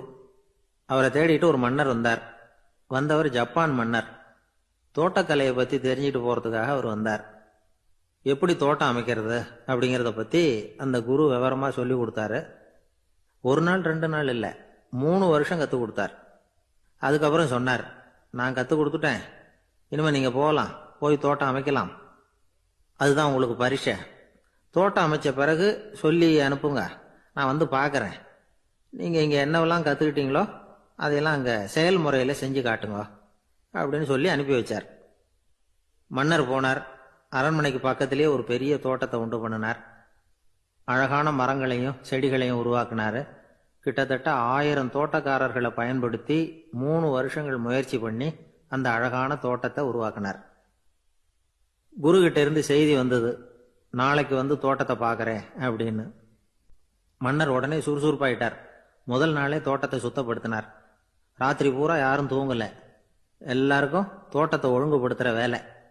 அது அந்தந்த இடத்துல ஒழுங்கா இருக்குதா அப்படின்னு சரி பார்த்தாங்க. ஒரு தவறும் இல்லாத வகையில் அதை ஒழுங்குபடுத்தினாங்க. மறுநாள் குரு வந்தார், தோட்டத்தை பார்த்தார். அவருக்கு கோபம் வந்துட்டுது. மன்னருக்கு ஆச்சரியம், எப்பவும் சிரிச்சுக்கிட்டே இருக்கிறவர் இப்போ எப்படி இருக்கிறாரே அப்படின்னு. மெதுவாக குரு கிட்ட போய், எல்லாம் சரியாக தானே இருக்குது அப்படின்னார். எல்லாம் சரிதான், ஆனாலும் எங்கே அந்த பொன்னிற காற்று அப்படின்னார்.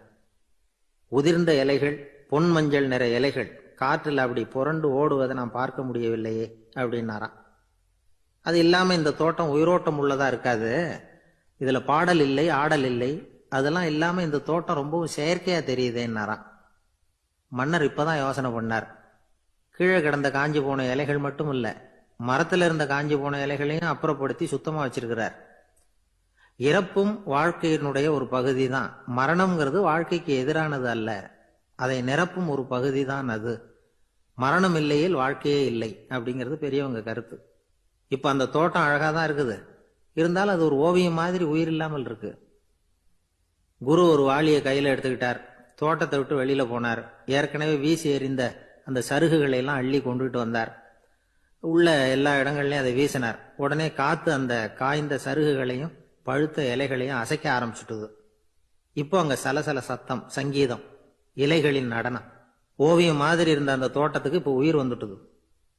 இதுதான் அந்த பொன்னான காற்று அப்படின்னாராம் குரு. மன்னருக்கு புரிஞ்சுது. மிகப்பெரிய ஜென் கேள்வி ஒன்று உண்டு. உம்மான் அப்படிங்கிற ஒரு பெரிய குருவை பார்த்து துறவி ஒருத்தர் கேட்டாராம், இலைகள் எல்லாம் கீழே விழுந்து மரங்கள் மொட்டையாக இருக்கும் பொழுது என்ன நடக்கும்? இதுதான் கேள்வி. இதுக்கு உம்மான் சொன்ன பதில் பொன்னான காற்று, தி கோல்டன் விண்ட் அப்படின்னாராம். இதுக்கு என்ன விளக்கம்னா, உன்னுடைய எண்ணங்கள் எல்லாம் உன்னுடைய மனசிலிருந்து கீழே விழுந்து உனது உள்ளுணர்வானது மொட்டையாக நிற்கும் நிலைதான் அது. உனது வேர்களின் அருகில் காற்று வீசுகிறது. எல்லா எண்ணங்களும் உன்னிலிருந்து வெகு தூரத்துக்கு புரண்டு கொண்டே சென்று விடுகிறது. நீ அவற்றை கடந்து விட்டால் நீ அவைகளுக்கெல்லாம் மேலெழுந்து கீழே பார்ப்பவனைப் போல நிற்க ஆரம்பித்து விடுவாய். அதுதான் தியானம் என்பது அப்படின்னு சொல்றாங்க. தியானம்ங்கிறது எண்ணத்துக்கு எதிரானதில்லை. தியானம்ங்கிறது எண்ணங்களை கடந்து செல்வதுதான். அதுக்கப்புறம் நாம பொன்னிற காற்றுல ஆட ஆரம்பிச்சிருவோம். இதுதான் பெரியவர்கள் சொல்றது. என்கிட்ட ஒருத்தர் தோட்டம் அமைக்கணும்னு யோசனை கேட்டு வந்தார். எல்லாம் சொல்லி கொடுத்தேன். செடிகள்லாம் செழிப்பா வளரணும்னா வேர் காயாம பார்த்துக்குங்க, தினமும் தண்ணி விடுங்க அப்படின்னு சொல்லி அனுப்பி வச்சேன். 1 மாசம் கழிச்சு அவர் தோட்டத்தை பார்க்கறதுக்காக போனேன். போய் பார்த்தா எல்லா செடியும் வாடி கிடக்குது. என்னங்க இப்படி பண்ணிவிட்டீங்கன்னு. நீங்க சொன்னபடி தான் செஞ்சேன்னார். என்ன செஞ்சீங்கன்னு கேட்டேன். வேறு காயாம பார்த்துக்க சொன்னீங்க. தினமும் ஒரு தடவை எல்லா செடியையும் ஒவ்வொன்றா பிடுங்கி பார்த்து வேறு காயாம இருக்கா அப்படின்னு பார்த்துட்டு அதுக்கப்புறம் தண்ணி பாய்ச்சினேன், அவ்வளவுதான் அப்படின்னார். கடற்கரை ஓரமா ஒரு பெரியவர் கையால மணலை கீறிக்கிட்டே உட்காந்துருக்கிறார். என்னத்தையும் தேடிட்டு இருக்கிறது மாதிரி தெரிஞ்சுது. மெதுவா கிட்டத்துல போய் என்னத்தை தேடிட்டு இருக்கிறீங்க அப்படின்னு கேட்டோம். அவரு சாவகாசமா நிமிந்து பார்த்து நிம்மதியை தேடிட்டு இருக்கிறேன்னார். நாங்க ஒரு மாதிரி ஆயிட்டோம். இருந்தாலும் சமாளிச்சுக்கிட்டு, சார் மணல்ல கிழிஞ்சல் தான் கிடைக்கும், நிம்மதி கிடைக்காது அப்படின்னோம். சரி, இன்னைக்கு வசமா நம்ம கிட்ட ஒரு ஆள் மாட்டிக்கிட்டார் அப்படின்னு நினைச்சு அவர் பக்கமா போய் உட்காந்துக்கிட்டு கதை சொல்ல ஆரம்பிச்சிட்டோம். ஒரு பெரிய மன்னர் இருந்தார். அவருக்கு எல்லா வசதியும் இருந்தது. இருந்தாலும் ஒரே ஒரு குறை. அது என்னன்னா நிம்மதி இல்லைங்கிற குறை. அரண்மனையில தினமும் கலை நிகழ்ச்சி, நாட்டியம் எல்லாம் நடந்துகிட்டு தான் இருந்தது. இருந்தாலும் நிம்மதி இல்லை. சரி, நிம்மதி எங்க கிடைக்கும் அப்படின்னு தேட ஆரம்பிச்சார். உடனே அதுக்கான முயற்சிகள்ல தீவிரமா இறங்கினார். நாட்டில் உள்ள தத்துவ மேதைகளை எல்லாம் கூப்பிட்டுட்டு வர சொன்னார். எல்லாரும் சேர்ந்தாங்க. அவங்கள பார்த்து நிம்மதி எங்க இருக்குது அப்படின்னு விசாரிச்சார். அவங்களுக்கு அது தெரிஞ்சா ஏன் இப்படி ராஜா முன்னாடி நின்றுட்டு இருக்க போறாங்க? ராஜாவோட கேள்விக்கு ஒவ்வொருத்தரும் ஒவ்வொரு மாதிரி விளக்கம் கொடுக்க ஆரம்பிச்சிட்டாங்க. எந்த பதிலும் ராஜாவுக்கு திருப்தி அளிக்கக்கூடிய அளவுக்கு இல்லை. சரி, போயிட்டு வாங்கன்னு சொல்லி அவங்களெல்லாம் அனுப்பி வச்சுட்டார். ஒரு நாள் அவர் மாளிகையில உப்பருகையில நின்றுட்டு இருக்கிறார். அந்த சமயத்துல தெருவில் ஒரு பிச்சைக்காரன் ரொம்ப உல்லாசமா பாட்டு பாடிக்கிட்டே போய்கிட்டு இருக்கிறான். குரல்ல ஒரு சந்தோஷம், நடையில ஒரு மிடுக்கு. அவங்ககிட்ட கொஞ்சம் கூட கவலை இருக்கிறதா தெரியல. உடனே ராஜா இதை பார்த்தார். ஏவலாளிகளை கைதட்டி கூப்பிட்டார். உடனே ஓடி போய் அந்த பிச்சைக்காரனை இங்கே அழைச்சிட்டு வாங்கன்னு உத்தரவு போட்டார். இவங்க உடனே ஓடி போய் அவனை கூப்பிட்டாங்க. அரண்மனைக்கு வாழ்ந்தாங்க. அவன் வரல. அரண்மனைக்குள்ள அடி எடுத்து வைக்க மாட்டேன்னு சொல்லிவிட்டான். ராஜா கிட்ட விஷயத்தை சொன்னாங்க. அவருக்கு ரொம்ப ஆச்சரியம், இப்படி ஒரு ஆள் இருக்கிறானா அப்படின்னு. சரி, அவன் என்னதான் சொல்றான் அப்படின்னு விசாரிச்சார். இவங்க மறுபடியும் தெருவுக்கு போய் கேட்டாங்க. என்னை பார்க்கணும்னா ராஜா விருப்பப்பட்டாருன்னா அவரை வேணும்னா இங்கே வர சொல்லுங்க அப்படின்னு சொல்லிவிட்டான். அதை ராஜா கிட்ட சொன்னாங்க. அவருக்கு கோபம் வரல. இவ்வளவு சுதந்திர உணர்வோடு இருக்கிறவன் சாதாரண ஆளா இருக்க முடியாது அப்படின்னு நினைச்சார். உடனே கிடுகிடுன்னு இறங்கி தெருவுக்கு வந்தார். பிச்சைக்காரங்கிட்ட போனார். நீ கவலைப்படாம சந்தோஷமா பாடிக்கிட்டு போறியே, அது எப்படி முடியுது உன்னால அப்படின்னு கேட்டார். ஏன் அப்படி கேட்குறீங்கன்னு அவன், அதுக்கு இல்லை, எனக்கு அரண்மனையில் எவ்வளவோ சுகபோகங்கள்லாம் இருக்கு, இருந்தாலும் நிம்மதி இல்லை. இது ஏன்னு எனக்கு தெரியல.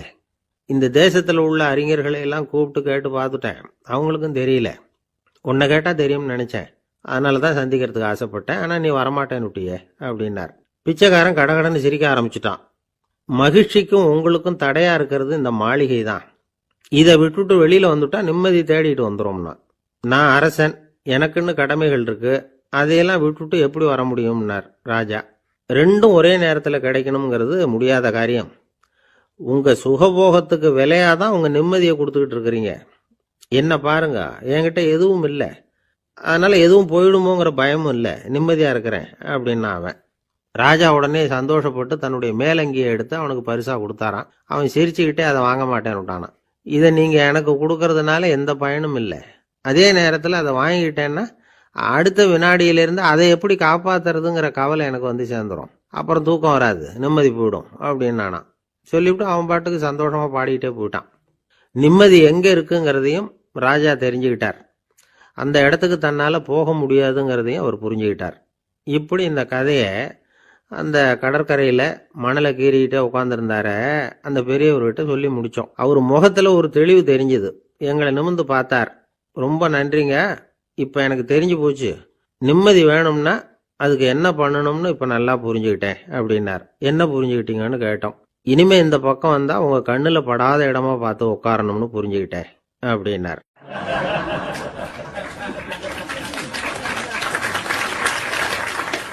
அப்படின்னாராம். ஒரு ஆள் இருந்தார். அவரு தன்னை ஒரு குருன்னு சொல்லிக்கிட்டார். மௌன குரு, வாயை திறக்கிறது இல்ல. அவருக்கு 2 சீடர்கள் உண்டு. இவங்க தான் வர்றவங்க கிட்ட பேசுவாங்க, விளக்கம் கொடுப்பாங்க. ஒரு நாள் இந்த சீடர்கள் 2 பேரும் எங்கேயோ வெளியில போயிட்டாங்க. அந்த நேரம் பார்த்து ஒருத்தர் அங்க வந்தார். குரு கிட்ட போனார். குருவே, புத்தர்னா என்ன அப்படின்னு கேட்டார். குருவுக்கு ஒன்றும் புரியல. அவர் உண்மையான குருவா இருந்தாவில புரியும். திருன்னு முழிக்க ஆரம்பிச்சார். இந்த நேரம் பார்த்து இந்த சீடர்களும் எங்கேயோ போயிட்டாங்களே, என்ன பண்றது, உதவிக்கு யாராவது கிடைக்க மாட்டாங்களா அப்படின்னு அப்படியே சுற்றுமுற்றும் பார்த்தார். வந்தவர் இதை கவனிச்சார். ஏதோ புரிஞ்சுக்கிட்டவர் மாதிரி அடுத்த கேள்வியை கேட்டார். தர்மம்னா என்ன சுவாமி அப்படின்னார். குருவுக்கு ரொம்ப சங்கடமா போச்சு. நம்ம நிலைமை இப்படி ஆயிட்டுதே, இக்கட்டில் விட்டுட்டு போயிட்டாங்களே, எங்கேயோ இப்படி மாட்டிக்கிட்டோமே அப்படின்னு சொல்லி விட்டத்தை பார்த்தாராம். அப்புறம் குனிஞ்சு தரையை பார்த்தார். அப்படியே உட்காந்துட்டார். வந்தவர் உடனே அடுத்த கேள்விக்கு போயிட்டாராம். தியானம்னா என்ன சுவாமின்னாராம். பாவம் என்ன பண்ணுவார் அந்த குரு, பேசாம கண்ணை கெட்டியா மூடிக்கிட்டார். இது ஏதடா வம்பா போச்சுன்னு. இவர் இப்படி பண்ணா கூட வந்தவர் சளைக்கல. இன்னொரு கேள்வியும் கேட்டார். ஆசீர்வாதம்னா என்னன்னாராம். இவர் பார்த்தார். இப்படியே போனா இவர் கேள்வி கேட்கறத நிறுத்த மாட்டார்னு நினைச்சுக்கிட்டு எனக்கு ஒண்ணுமே தெரியாதுங்கிற பாவனையில 2 கையையும் விரிச்சு காட்டினாராம். வந்தவர் முகத்துல மகிழ்ச்சி, மன நிறைவு, ஏதோ எல்லாம் புரிஞ்சுக்கிட்ட ஒரு மாதிரி அங்கிருந்து புறப்பட்டு போனார். வழியில அந்த குருவோட சீடர்கள் 2 பேரையும் சந்திச்சார். உங்க குருவை நாங்க பார்த்துட்டு வரோம் அப்படின்னாராம். இவரு என்ன நடந்ததுன்னு கேட்டிருக்காங்க அவங்க. இவர் விவரமா சொன்னாராம். உங்க குரு தெரியுமா, எப்பேற்பட்ட ஞானி தெரியுமா, புத்தர்னா என்னன்னு கேட்டேன். அதுக்கு அவர் அப்படியும் இப்படியும் பார்த்தார்.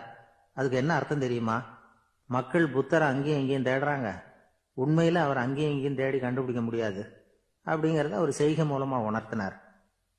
அதுக்கப்புறம் தர்மம்னா என்னன்னு கேட்டேன். ஒரு மேலையும் கீழையும் பார்த்து தர்மம் சமமானது, அதுல உயர்வு தாழ்வு இல்லை அப்படிங்கிறத உணர்த்தினார். அதுக்கப்புறம் தியானம்னா என்னன்னு கேட்டேன். கண்ணை மூடிக்கிட்டார். கண்ணை மூடி காணும் அற்புதம் அதுங்கிறத புரிஞ்சுக்கிட்டேன். கடைசியா ஆசீர்வதிக்கப்படுறது பத்தி கேட்டேன். கைகளை நீட்டி உதவுறது தான் அது அப்படிங்கிறத 2 கையையும் விரிச்சு உணர்த்தினார். எவ்வளவு பெரிய மகான் அவரு அப்படின்னு சொல்லிவிட்டு அவர் பாட்டுக்கு போயிட்டார். சீடர்கள் அதுக்கப்புறம் மெதுவா குரு கிட்ட வந்து சேர்ந்தாங்களாம். அவங்கள பார்த்ததும் குருவுக்கு கோபம் வந்துட்டுது. அடே பாவிகளா, எங்கடா போய் தொலைஞ்சிங்க, நான் ஒரு ஆளுகிட்ட மாட்டிக்கிட்டு என்ன பாடுபட்டிருக்கேன் தெரியுமா அப்படின்னாராம். இது மாதிரிதான் சாதாரண மனிதர்களின் புற வேடங்கள்ல மயங்கி போயிடுறோம்.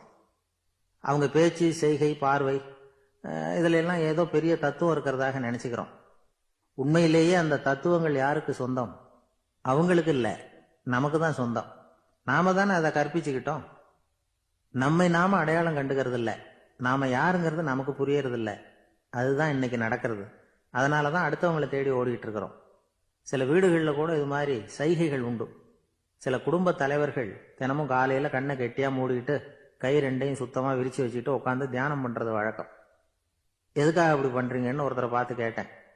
இந்த மாசம் வாங்கின சம்பளம் பூரா தீர்ந்து போச்சு, இனிமே என் கையில சுத்தமா ஒண்ணும் இல்லை, புதுசா எதுவும் செலவு வச்சுடாத அப்படிங்கறத அப்படி உள்ளங்கை 2யும் விரிச்சு காட்டி அவங்களுக்கு உணர்த்தினேன், அவ்வளவுதான் அப்படின்னா. ஒரு ஊர்ல ஒரு மன்னர் இருந்தார். அழகான அரண்மனையில அவர் இருந்தார். அந்த அரண்மனையை விட அழகா ஒரு மாளிகைய அந்த ஊர்லயே வேற ஒருத்தன் கட்டியிருந்தான். அப்படி கட்டி முடிச்சதுல அவனுக்கு ரொம்ப பெருமை. எத்தனையோ செல்வந்தர்கள்லாம் வந்து பார்த்துட்டு, இந்த மாளிகையை விலைக்கு கொடுத்துடுறியா, எவ்வளவு விலை சொன்னாலும் சரி நாங்க வாங்கிக்கிறதுக்கு தயாரா இருக்கோம் அப்படின்னு சொல்லி கேட்டு பார்த்துட்டாங்க. நான் இதை விற்கிறதுக்கு தயாரா இல்லை அப்படின்னு சொல்லிவிட்டான். அவ்வளவு சிறப்பா கலை அம்சத்தோடு அதை கட்டி முடிச்சிருக்கிறான். அதுவே ஒரு பெரிய அரண்மனை மாதிரி இருந்ததுன்னா பாத்துங்களேன். சுற்றிலும் அழகான பூந்தோட்டம். ஒரு நாள் அவன் எங்கேயோ வெளியூர் போயிட்டு திரும்பி வந்துகிட்டு இருக்கிறான். அப்போ அந்த மாளிகை தீப்பெட்டி எரிஞ்சுக்கிட்டு இருக்கு. பதறி போட்டான். விலைக்கு கேட்டவங்க யாராவது இதை செஞ்சிருக்கணும், இல்லைன்னா மன்னரே செய்த சதியோ என்னவோ, இப்படிலாம் அவனுக்கு சந்தேகம். ஒரு மூலையில உட்காந்து அழ ஆரம்பிச்சுட்டான். அந்த சமயத்துல அவனுடைய மகன் அங்க ஓடி வந்தான். அப்பா அழாதீங்க, இதை நான் நேத்து ராத்திரியே நம்ம ஊர் மன்னருக்கு வித்துட்டேன். இதை கட்டி முடிக்க நமக்கு எவ்வளவு செலவாச்சோ அதை போல 3 மடங்கு விலைக்கு வித்துட்டேன், கவலைப்படாதீங்க, இதை விட அழகான மாளிகையை நாம புதுசா கட்டிக்கலாம்னா. இதை கேட்டதும் அழுதுகிட்டு இருந்தவன் அழுகையை நிறுத்தினான், சிரிக்க ஆரம்பிச்சுட்டான். இதே இடத்த நான் வந்து மன்னர்கிட்ட இருந்து விலைக்கு வாங்குவேன், இதை விட அழகான மாளிகையை கட்டுவேன் அப்படின்னு சுத்தி நின்ன எல்லார்கிட்டையும் சொல்லிக்கிட்டு இருந்தான். இந்த சமயத்துல அவனோட இளைய மகன் ஓடி வந்தான். அப்பா, அண்ணன் சொன்னதெல்லாம் சரிதான், மன்னர்கிட்ட விலை பேசினதெல்லாம் உண்மைதான், ஆனா வித்தது பேச்சு அளவுல தான். இனிமேதான் பத்திரம் வாங்கணும், எழுதணும், நீங்க கையெழுத்து போடணும், பதிவு பண்ணணும், மன்னர்கிட்ட பணம் வாங்கணும், அதுக்காகத்தான் உங்களை எதிர்பார்த்துக்கிட்டு இருந்தோம், அதுக்குள்ள இப்படி ஆயிட்டுதுன்னா. இப்ப சிரிச்சுக்கிட்டு இருந்தவன் சிரிப்பை நிறுத்தினான். மறுபடியும் குழந்தை மாதிரி அழ ஆரம்பிச்சுட்டான். இது ஒரு சம்பவம். இதுல இருந்து என்ன தெரியுது?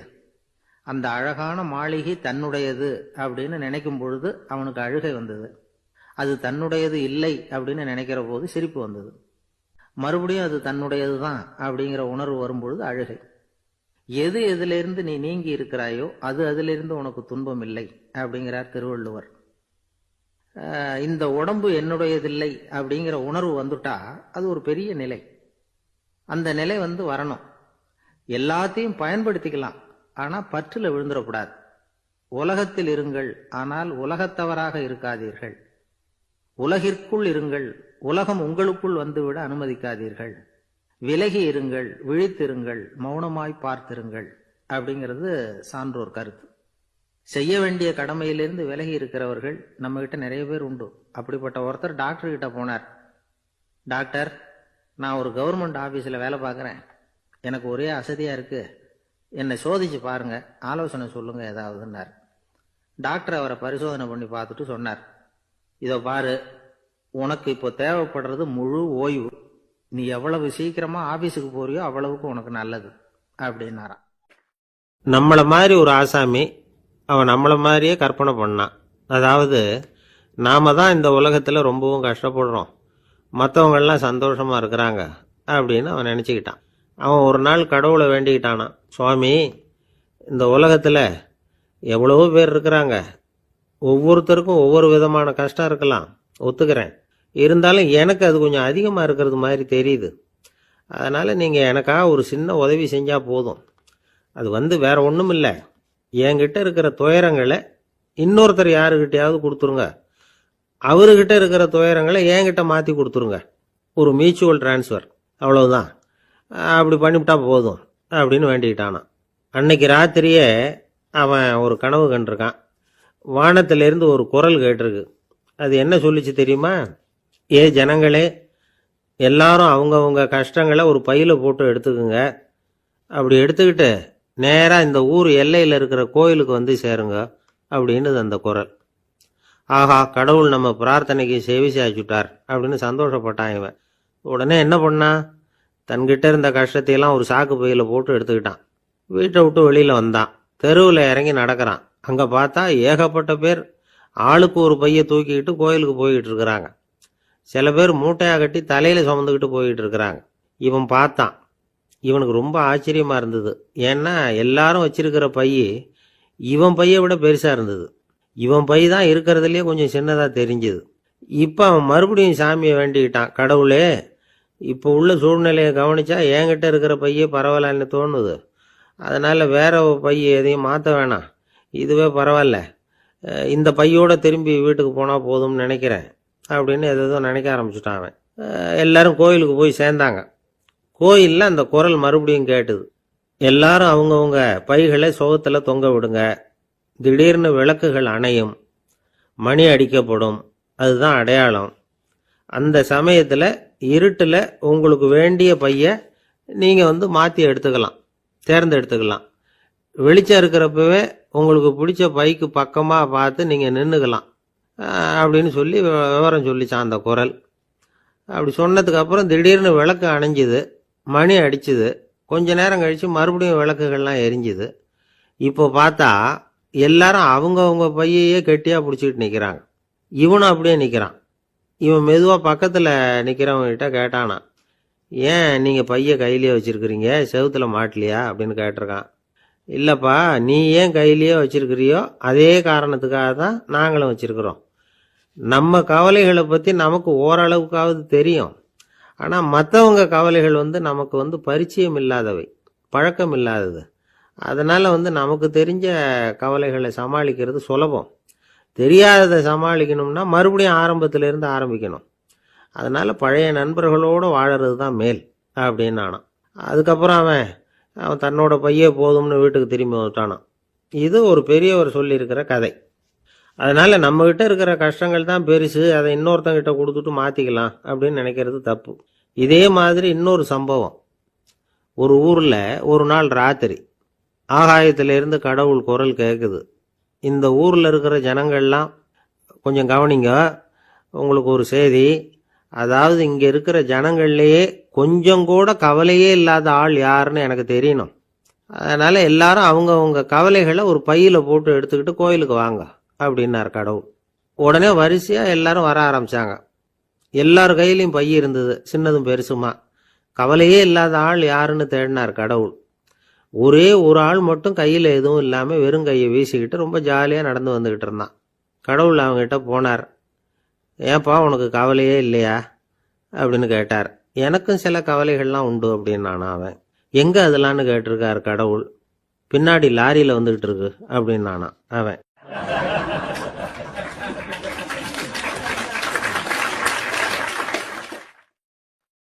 உங்க மேல எனக்கு அளவு கடந்த அன்பு அப்படின்னு யாராவது சொன்னா அதை அலட்சியமா நினைச்சிடக்கூடாது.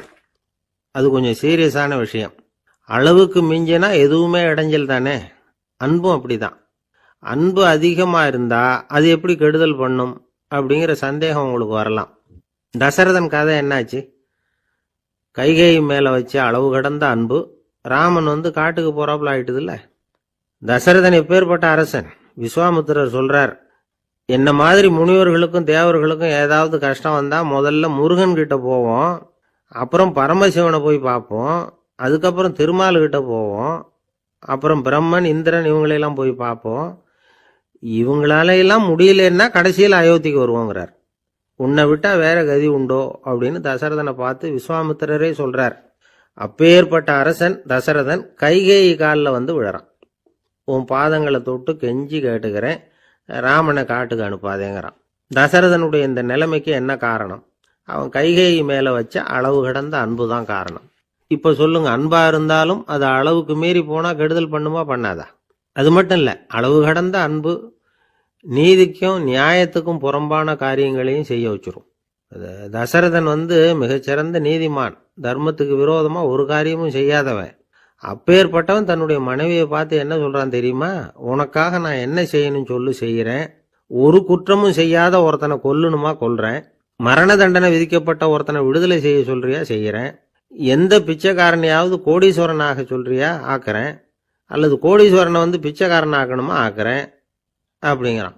நீதிக்கு விரோதமான இந்த பாவங்களை செய்யறதுக்கு அப்பேற்பட்ட அரசன் எப்படி துணிஞ்சான்? மனைவி பேர்ல வச்ச அளவு கடந்த அன்புதான் காரணம்.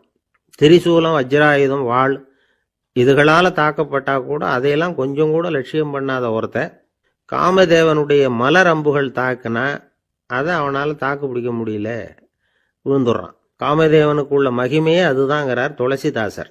அதனாலதான் பெரியவங்கள்லாம் என்ன சொல்றாங்கன்னா, எதையும் அளவுக்கு மீறி செய்யாதேங்கிறாங்க. அப்பா, அம்மா, மனைவி, மக்கள் எல்லார் பேர்லயும் அன்பு அவசியம்தான்.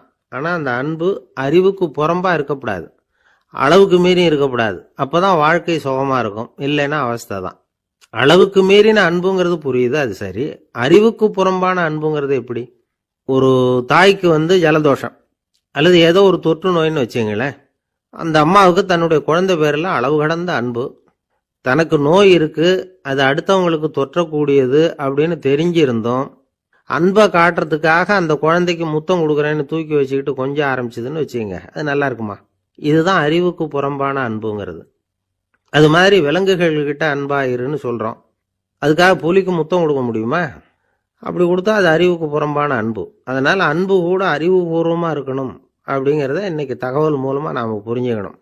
இந்த காலத்து காதலன் தன்னுடைய காதலிகிட்ட சொன்னானாம், இதை பாரு, உன் பேர்ல எனக்கு அளவு கடந்த அன்பு, உனக்காக என்ன செய்யணும் சொல்லு செய்யறேன். நெருப்புல நடக்கணுமா நடக்கிறேன், நீர்ல குதிக்கணுமா குதிக்கிறேன், உயிரையே கொடுக்கணுமா கொடுக்கறேன் அப்படின்னா. சரி, வர்றேன் ஞாயிற்றுக்கிழமை சாயந்தரம் 6 மணிக்கு இதே இடத்துக்கு வாங்க அப்படின்னு அந்த பொண்ணு. இவன் கொஞ்சம் யோசனை பண்ணி பார்த்துட்டு, அன்னைக்கு மழை பெய்யாம இருந்தா வந்துடுறேன் அப்படின்னானா. ஒரு ஆளு வேகமா நடந்து போய்கிட்டு இருந்தான். அவன் வேகமா நடக்கிறதுக்கு காரணம் வெயில் காலம், காலில் செருப்பு இல்லை, மணல் பாதை, அதுதான் வேகம். காலில் செருப்பும் இல்லாம கையில குடையும் இல்லாம அந்த ஆளு வெயில்ல நடந்து போய்கிட்டு இருக்கிறான். அந்த சமயத்துல இன்னொருத்தன் குதிரை மேல ஏறி அந்த வழியா வந்துகிட்டு இருக்கிறான். அவன் காலில் செருப்பும் இருந்தது, கையில குடையும் இருந்தது. நடந்து போய்கிட்டு இருந்தவன் அந்த குதிரை ஆசாமியை பார்த்து கேட்டான், ஐயா, நீங்களும் குதிரை மேல உட்காந்துக்கிட்டு போய்கிட்டு இருக்கிறீங்க, அப்படி இருக்கிறப்போ உங்களுக்கு அந்த செருப்பு என்னத்துக்கு? அதை எனக்கு கொடுத்து உதவலாமே அப்படின்னா. குதிரை மேல உட்காந்துருந்தவன் யோசனை பண்ணி பார்த்தான், இவன் சொல்றது நியாயம்தானே அப்படின்னு சொல்லி தன்னுடைய செருப்பை கழட்டி அந்த வழிப்போக்கனுக்கு கொடுத்துட்டான். ரொம்ப நல்லதுங்க அப்படின்னு சொல்லி இவன் அதை வாங்கி காலில் மாட்டிக்கிட்டான். அதுக்கப்புறம் மறுபடியும் இவன் ஆரம்பிச்சான், ஐயா நீங்க குதிரையில போறதுனால போக வேண்டிய இடத்துக்கு வேகமா போய் சேர்ந்துருவீங்க. அதனால உங்க கையில் அந்த குடை என்னத்துக்கு? நான் நடந்து போயிட்டு இருக்கிறவன், ரொம்ப நேரம் நடக்க வேண்டியிருக்கும் இந்த வெயில்ல. அதனால அந்த கொடையையும் எனக்கு கொடுங்களேன் அப்படின்னா. குதிரை வீரன் யோசனை பண்ணி பார்த்தான், இதுவும் நியாயம்தானே அப்படின்னு அவனுக்கு தோணுச்சு. உடனே இறக்கப்பட்டு தன் காலில் இருந்த செருப்பை கொடுத்தது மாதிரியே தன் கையில் இருந்த கொடையையும் இவங்கிட்ட கொடுத்துட்டான். அதுக்கப்புறம் அவன் நிம்மதியாக புறப்பட்டான். இப்போ மறுபடியும் கை தட்டி அவனை நிறுத்தினான். கீழே நின்றுட்டு இருந்தவன், என்னப்பா ஏன் என்ன நிறுத்தின, இன்னும் ஏதாவது வேணுமா உனக்கு அப்படின்னா குதிரையில் இருந்தவன். இவன் மெதுவாக வாயை திறந்து, அந்த குதிரையையும் என்கிட்ட கொடுத்துருங்களேன்னா. அந்த குதிரை வீரன் இப்போ ஒரு கணம் யோசனை பண்ணி பார்த்தான். உடனே என்ன பண்ணான் தெரியுமா? தன்கிட்ட இருந்த குதிரை சவுக்கை எடுத்தான். குதிரை சவுக்கால அந்த ஆளை வாங்குன்னு வீசி தள்ளிவிட்டான். இவ்வளவு சவுக்கடியும் வாங்கிக்கிட்டு இந்த ஆள் என்ன பண்ணான் தெரியுமா? சிரிக்கிறான். அடி வாங்கிட்டு யாராவது சிரிப்பாங்களா? குதிரை வீரனுக்கு ஒன்றும் புரியல. என்னப்பா அது, ஏன் இப்படி அடி வாங்கிட்டு இப்படி சிரிக்கிறியே அப்படின்னு கேட்டான். இப்ப அந்த வழிப்போக்கன் சொல்றான், ஐயா நான் இப்படி சிரிக்கிறதுக்கு காரணம் இருக்கு. இப்படி குதிரை கேட்டு உங்ககிட்ட அடி வாங்கலைன்னு வச்சுக்கோங்க, என் உயிர் உள்ள வரைக்கும் மனசுல ஒரு தவிப்பு இருந்துகிட்டே இருக்கும். செருப்பையும் கொடையையும் கேட்ட உடனே கொடுத்தவன் குதிரையையும் கேட்டிருந்தா கொடுத்துருப்பானோ அப்படிங்கிற பேராசையில ஏங்கிக்கிட்டே இருந்திருப்பேன். இப்போ உங்ககிட்ட அடி வாங்கின பிறகு என்னுடைய அந்த சந்தேகம் தீர்ந்து போச்சு. என்னுடைய ஆசைக்கு எல்லை எது அப்படிங்கிறத எனக்கு புரிஞ்சுட்டுது அப்படின்னு சொல்லிவிட்டு அவன் நடக்க ஆரம்பிச்சுட்டானான். ஆசைக்கும் எல்லை உண்டு அப்படிங்கிறத விளக்கறதுக்காக வாரியார் சுவாமிகள் சொல்ற கதை இது. இந்த காலத்திலயும் ஒருத்தன் அது மாதிரி கொடை செருப்போட குதிரையில போய்கிட்டு இருந்தான். எதிரில் நடந்து வந்தவன், ஐயா உங்க கொடையை எனக்கு கொடுங்களேன்னு கேட்டான். உடனே அவன் குதிரையிலிருந்து கீழே குதிச்சு அவனை சாட்டையால் அடிக்க ஆரம்பிச்சுட்டான். இன்னொருத்தர் அந்த வழியா வந்தவர் இதை பார்த்தார். ஏன்பா அவன் கேட்டான், உன்னால முடியலன்னா இல்லைன்னு சொல்லிட வேண்டியது தானே, அதுக்காக ஏன் இப்படி அவனை போட்டு அடிக்கிறேன்னு கேட்டார். உங்களுக்கு விவரம் புரியாது சார், காலம் ரொம்ப கெட்டு போச்சு. கேட்டதை கொடுத்தேன்னு வச்சுக்கோங்க, இந்த குதிரையே என்னோடது, அவன் திருடிக்கிட்டு போறான் அப்படின்னு என் பேர்ல புகார் கொடுக்க ஆரம்பிச்சிருவான் சார் அப்படின்னா. அது எப்படி அவ்வளவு உறுதியா சொல்றேன்னு கேட்டார் அவரு. ஏற்கனவே அது மாதிரி ஒருத்தன் பேர்ல புகார் கொடுத்துட்டு தான் இந்த குதிரையை நான் தள்ளிட்டு வந்துகிட்டு இருக்கிறேன் அப்படி. இன்பம் துன்பம் இது ரெண்டும் சேர்ந்ததுதான் வாழ்க்கை. இது எல்லாரும் சொல்லிட்டு இருக்கிற ஒரு உண்மை. அது சரி, இது ரெண்டும் வர்றதுக்கு என்ன காரணம்? துறவி ஒருத்தர் யோசிச்சு பார்த்திருக்கார். இன்ப துன்பம் தோன்றுவதற்கு முக்கியமா 6 காரணங்கள் உண்டு அப்படிங்கிறார் அவர். அது என்னங்கிறத நாமளும் தெரிஞ்சு வச்சுக்குவோமே. இப்ப முதல் காரணம் சுயநலம். ஒரு தாயார் தன்னுடைய சுயநலம் கருதி தன்னுடைய மகன் இன்பமா இருக்கணும்னு ஆசைப்படுறாங்க. மகனும் அப்படியே ஆசைப்படுறான். அதனால தாயாரின் இன்ப துன்பங்களை பார்த்துட்டு மகனும் இன்ப துன்பம் அடையிறான். அந்த அம்மாவுக்கும் அதே நிலைமை தான். 2வது காரணம் உறவு. நான் துறவியான பிறகு கூட உறவுங்கிற காரணத்தினால தான் தாயாருடைய சுக துக்கங்களை கண்டு நானும் சுக துக்கம் அடைகிறேன். என் தாயாருடைய நிலைமையும் இதுதான் அப்படிங்கிறார் ஒரு துறவி. 3வது காரணம் என்னன்னா அறிமுகம்.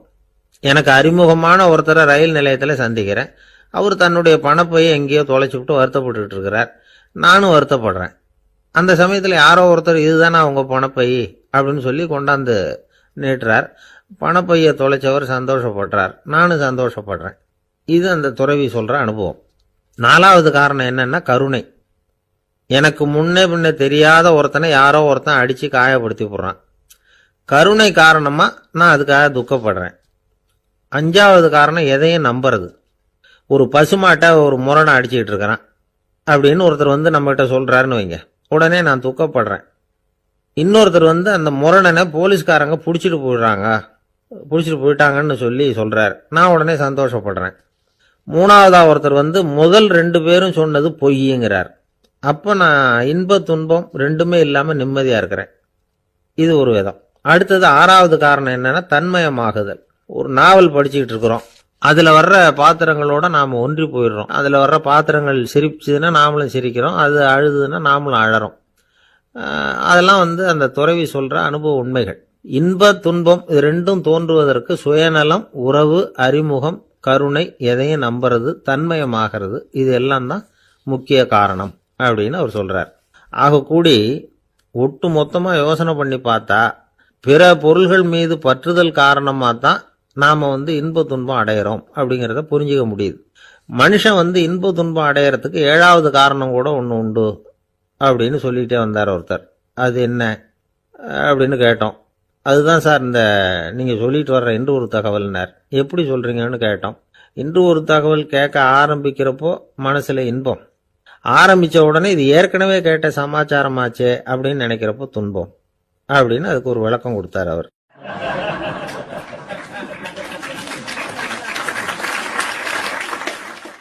ஒரு காட்டுல ஒரு முனிவர் இருந்தார். ஒரு நாள் அவரை தேடிட்டு 4 பேர் வந்தாங்க. சுவாமி, எங்களுக்கு ரொம்ப நாளா ஒரு சந்தேகம்னாங்க. என்னன்னு கேட்டார். இந்த உலகத்துல எவ்வளவோ காரியங்கள் நடக்குது, எது நியாயம் எது அநியாயம் அப்படின்னு புரிஞ்சுக்க முடியலன்னாங்க. அது யாராலையும் புரிஞ்சுக்க முடியாதுன்னார் முனிவர். வந்தவங்களுக்கு ஆச்சரியமா போச்சு, ஒரு மாதிரியா பார்த்தாங்க. இதை முனிவர் கவனிச்சார். சரி, புறப்படுங்க என்னோடன்னார். எங்கன்னு கேட்டாங்க. இப்போ உங்க 4 பேரையும் ஒரு புஷ்பக விமானத்துல அழைச்சிட்டு போறேன். இந்த உலகத்துல சர்வசாதாரணமா நடக்கக்கூடிய ஒரு காட்சியை உங்களுக்கு காட்ட போறேன். நீங்க பார்க்க போற அந்த காட்சி நியாயமா அநியாயமா அப்படிங்கறத என்கிட்ட சொல்லணும். நீங்க சரியான பதில் சொன்னா புஷ்பக விமானத்துல தொடர்ந்து பிரயாணம் பண்ணலாம். தவறான பதில் சொன்னா இந்த புஷ்பக விமானம் உங்களை கீழே தள்ளி விட்டுரும் அப்படின்னார். 4 பேருக்கும் பயம்தான். இருந்தாலும் முனிவர் கூப்பிடுறாரு அப்படின்னு சொல்லி புறப்பட்டாங்க. அவங்க எல்லாரும் புறப்பட்டு ஒரு காட்டு வழியா போய்கிட்டு இருக்கிறாங்க புஷ்பக விமானத்துல. அங்க நடக்கிற ஒரு காட்சியை காட்டுறார் முனிவர். அதோ அங்க பாருங்கன்னார். அந்த விமானத்துல இருந்தபடியே எல்லாரும் கீழே குனிஞ்சு பாக்குறாங்க. அங்க ஒரு தாய் புலி அப்பதான் குட்டி போட்டிருக்கு. குட்டிகளை ஈன்ற உடனே பசிக்கு இறை தேடி அந்த பக்கமா வருது. அதே நேரம் ஒரு தாய் மான், அதுவும் அப்பதான் குட்டி போட்டிருக்கு. அதுவும் இதே மாதிரி குட்டிகளை ஈன்ற உடனே பசிக்கு இறை தேடி அந்த பக்கமா வருது. இப்ப அந்த புலி அந்த மானை அடிச்சு போட்டுடுது. அதுவும் சாப்பிடுது, குட்டிகளுக்கும் கொடுக்குது. இப்போ அந்த புலிக்குட்டிகள் முகத்துல மகிழ்ச்சி, தாயை இழந்த அந்த மான் குட்டிகள் முகத்துல துக்கம். இப்போ அந்த முனிவர் 4 பேர்கிட்டையும் கேட்கிறார், நீங்க இங்க பாத்தீங்களே, இதுல எது நியாயம் எது அநியாயம்? ஒவ்வொருத்தரா சொல்லுங்க. உங்க பதில் சரியில்லைன்னா இந்த விமானம் உங்களை கீழே தள்ளி விட்டுரும். சொல்லுங்க பார்க்கலாம்னார்.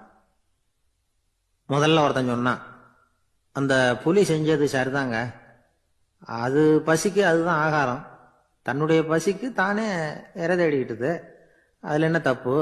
அவ்வளவுதான். அதனால புலி செஞ்சது நியாயம்தான் அப்படின்னா. அவ்வளவுதான். அந்த விமானம் அவனை அப்படியே கீழே தள்ளி விட்டுட்டுது.